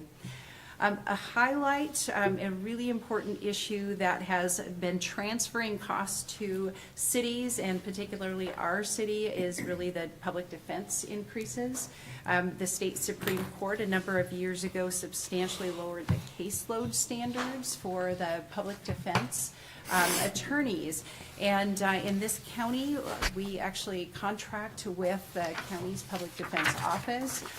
The cost over this biennium has increased $150,000 a year. The dollars that the state set aside are not substantial, and they're quite inadequate, and a lot of cities will be continued to be hit with an increased cost for public defense services. And that's just one of the services that we help support for accountability in our public safety system. So let's see here. And just sort of on that miscellaneous list, we have just continuing to provide funding for costs that continue to be transferred to cities. Fixing things like the public disclosure requests. There's a significant amount of money that the city expends to fulfill public disclosure requests. A lot of those are very well intentioned, some are not, and so some cost a tremendous amount of time and energy. And it would be great to have some opportunity to collect for those costs that are incurred by the city. And one of the emerging issues that we've talked about is the flock camera systems. There are issues around public records requests and the burdens that those will create. And so we know that there's some legislation that will be proposed. We like that tool as a tool for law enforcement, but making sure that if there are standards put around those, that they're responsive and continue to allow use of that system. So in addition to some of the elements listed here, what we also recommend is that Ellensburg support the Association of Washington Cities. And in your packet, we have a list of their priorities and then also their full list. And what this does is it allows you all to say these are the things as a city that are important to us. It allows staff and electeds to go interact with our elected officials at the state level to advocate for these services. We know that bills do come up throughout the year. Sometimes it might be something that would be an adverse impact to the city. Opportunities to, if they relate to these, to advocate for those. We may be back to you for other guidance on this. And so, Josh is online, I believe. He said he didn't need to talk. I know it's fairly late, but if you had questions, he's available as well. And what staff would recommend is for council to approve the proposed legislative priorities for 2026 in substantially similar form. Don't normally do this, but I'll make that motion that we approve these legislative priorities as listed. Second. Did you want to do public comment opportunity? Oh, yeah, public comment. Oh, yeah. I think that the time is Okay. affecting. So let the record show. I just want to say, Josh, do all this stuff. That's good use of our money. Thank you. In a short session. Glad That'd to awesome. be here. Good return on investment. Was it those 60 days? Just 60? Thank you. Appreciate it. Does council Enjoy have any working with you. discussion on this matter? No. Not on that. All those in favor signify by saying aye. Aye. I too will vote aye. Opposed? Okay. I'm not skipping over anybody, reading anything, so we're gonna go do manager's report. Okay, the manager. We'll keep this very, very brief. I did outline a couple of things in the manager's report. One is we did receive 2 grants through the Transportation Improvement Board for a roundabout at Tannum and Anderson Road, and then also for an overlay on South Canyon Road. Wanted to highlight a few things that weren't called out in the parks in the supplemental budget that you approved tonight. Number of investments made in parks and budgeted, and just a reminder that our capital improvement plans are planning documents where the council authorizes expenditures through the budget process, and that's the annual or biennial process. And so you all have made a number of investments. The decision you made in 2022 to adopt the REIT 2, the 2.25% for REIT, has actually yielded a little over $1.1 million in 3 years to be able to spend on parks. So you had the money set aside in order to help fund some of the emerging needs and also some enhancements in our parks and recreation that are called out there. So let's see here. One of the questions I had for you, and this relates to your comprehensive plan discussion tonight, we'd like to have a discussion about how to provide some guidance for Chapter 1.88 in our city code, and some guidance for the work of the DEI Commission. One of the things we talked about is do we want to do a study session with the DEI Commission in January to talk through some of those things, or would you like to have an item on your own council agenda before we do that as well? So just taking recommendations from you all. I'm sorry, could you repeat the first portion of that? This is about the chapter, the DEI Commission chapter in our city code. Oh, And the yeah. question is, we'd like guidance from council Yeah. before we make edits to that, and we'd like to have a discussion with council, but wondering the best mechanism, or your preferred. Council's comfortable, just consensus that we want to deal with this Yeah. in January, first or second meeting. Agreed. Schedule a study session. Okay. And then Do you want to do a Focus on the joint? code specifically. Focus on the ordinance language. Focus, yeah. Okay, Yes. perfect. I heard the consensus, okay? I'm good with it. Nobody's speaking up. Excellent. And then one last item, and that is Gretchen has reached out to schedule the first session for your priority-based budget. Please respond. We're trying to get a date in January. It's hard to coordinate all the council schedules. We'd like to do a weekday if possible, but we can move to a weekend if we can't make it. So very important that everyone is there. And we do have a closed session at the end of the meeting, and there won't be any action afterwards. Rough time. 10 minutes? 10 minutes? 10 minutes, yeah. Okay, so we are going to go into executive session. Is there anything pressing from any of the council members or council member reports so that the public can leave?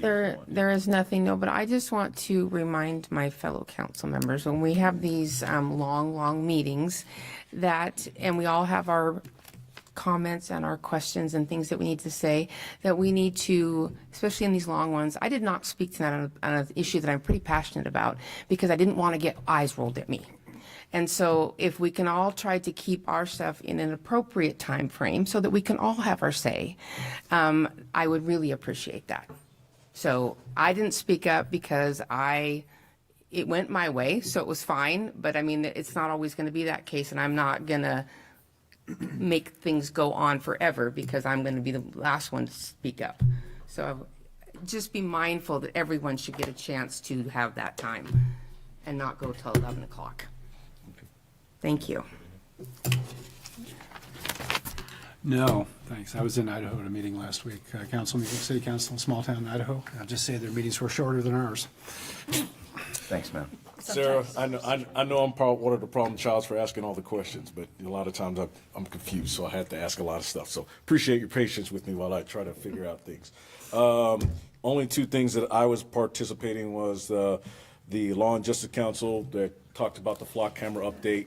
They're concerned about some stuff that's happening on the west side and if it could possibly impact us. I think our city council is pretty supportive of the flood camera, so we want to hopefully continue that, but we'll see what that looks like, especially with the public requests, orders. And then did the Yakima Basin Fish and Wildlife, and that was a great board meeting. you. No problem. It was a great board meeting. They were just kind of talking about a lot of different things, especially when it comes to fire mitigation, and one of the biggest concerns is the ongoing operating costs of putting out a fire, like the labor fire this year, and just the impacts not only on services, but water and resources and just the costs associated with it. So very good stuff. And then Affordable Housing Commission's Ford and Kittitas County Solid Waste, we met 3 weeks ago, and the construction of the new transfer station is fairly on schedule. They're going to be finishing up that in the first quarter of 2026, somewhere around there. And so the only things that we're going to be talking about in the future is regarding PFAS, which I'm now understanding is a big thing that we will be concerned about as a country, not just city of Ellensburg. So those are my big things. Yeah, North Bend water is going to be terrible. Yeah. Fire Academy. Holy cow. I'm not doing anything. We're going into executive session for 10 minutes. We expect no action when we come back out other than adjournment. All right. I just want to let you know, I've been trying to tell local conservatives that you started to listen. That was an uphill battle. The 309 are not tired of I this respect. subject. There we go.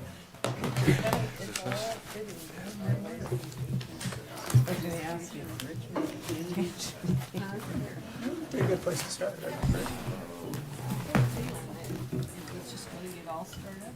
And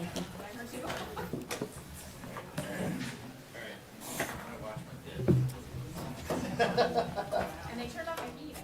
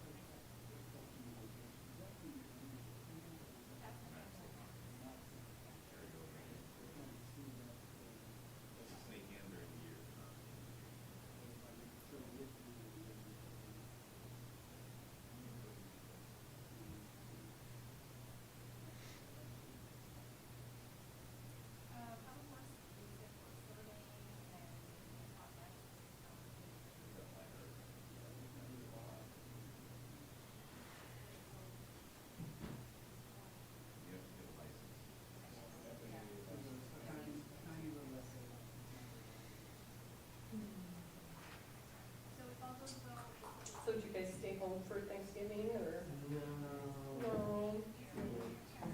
Travel? Yeah, I went to Chihuahua. Oh, really? Oh. You know where that's at? Yeah. Yeah, my mother-in-law was up there and her husband. Oh, really? Movie Reagan just passed away. So I'll be Oh. Anybody stick it out? Just curious about that. No. They're gonna start sitting in the barn. Yeah, let somebody else do it. I honestly, listen, if I attend a Boga the meeting with my question and everything, please pinch me on the shoulder afterwards. I really will, but. I just feel like there's a little bit of one more tonight for expecting me to say something, just because of where I stand on this issue, and I didn't get a chance. Oh, I got nothing. Oh, we gotta wait for a fourth till we get adjourned so we can cut it off. Get somebody in here? I did not run the meeting very well. Hello. Anybody? We're adjourned. All right, there we go. Thank you.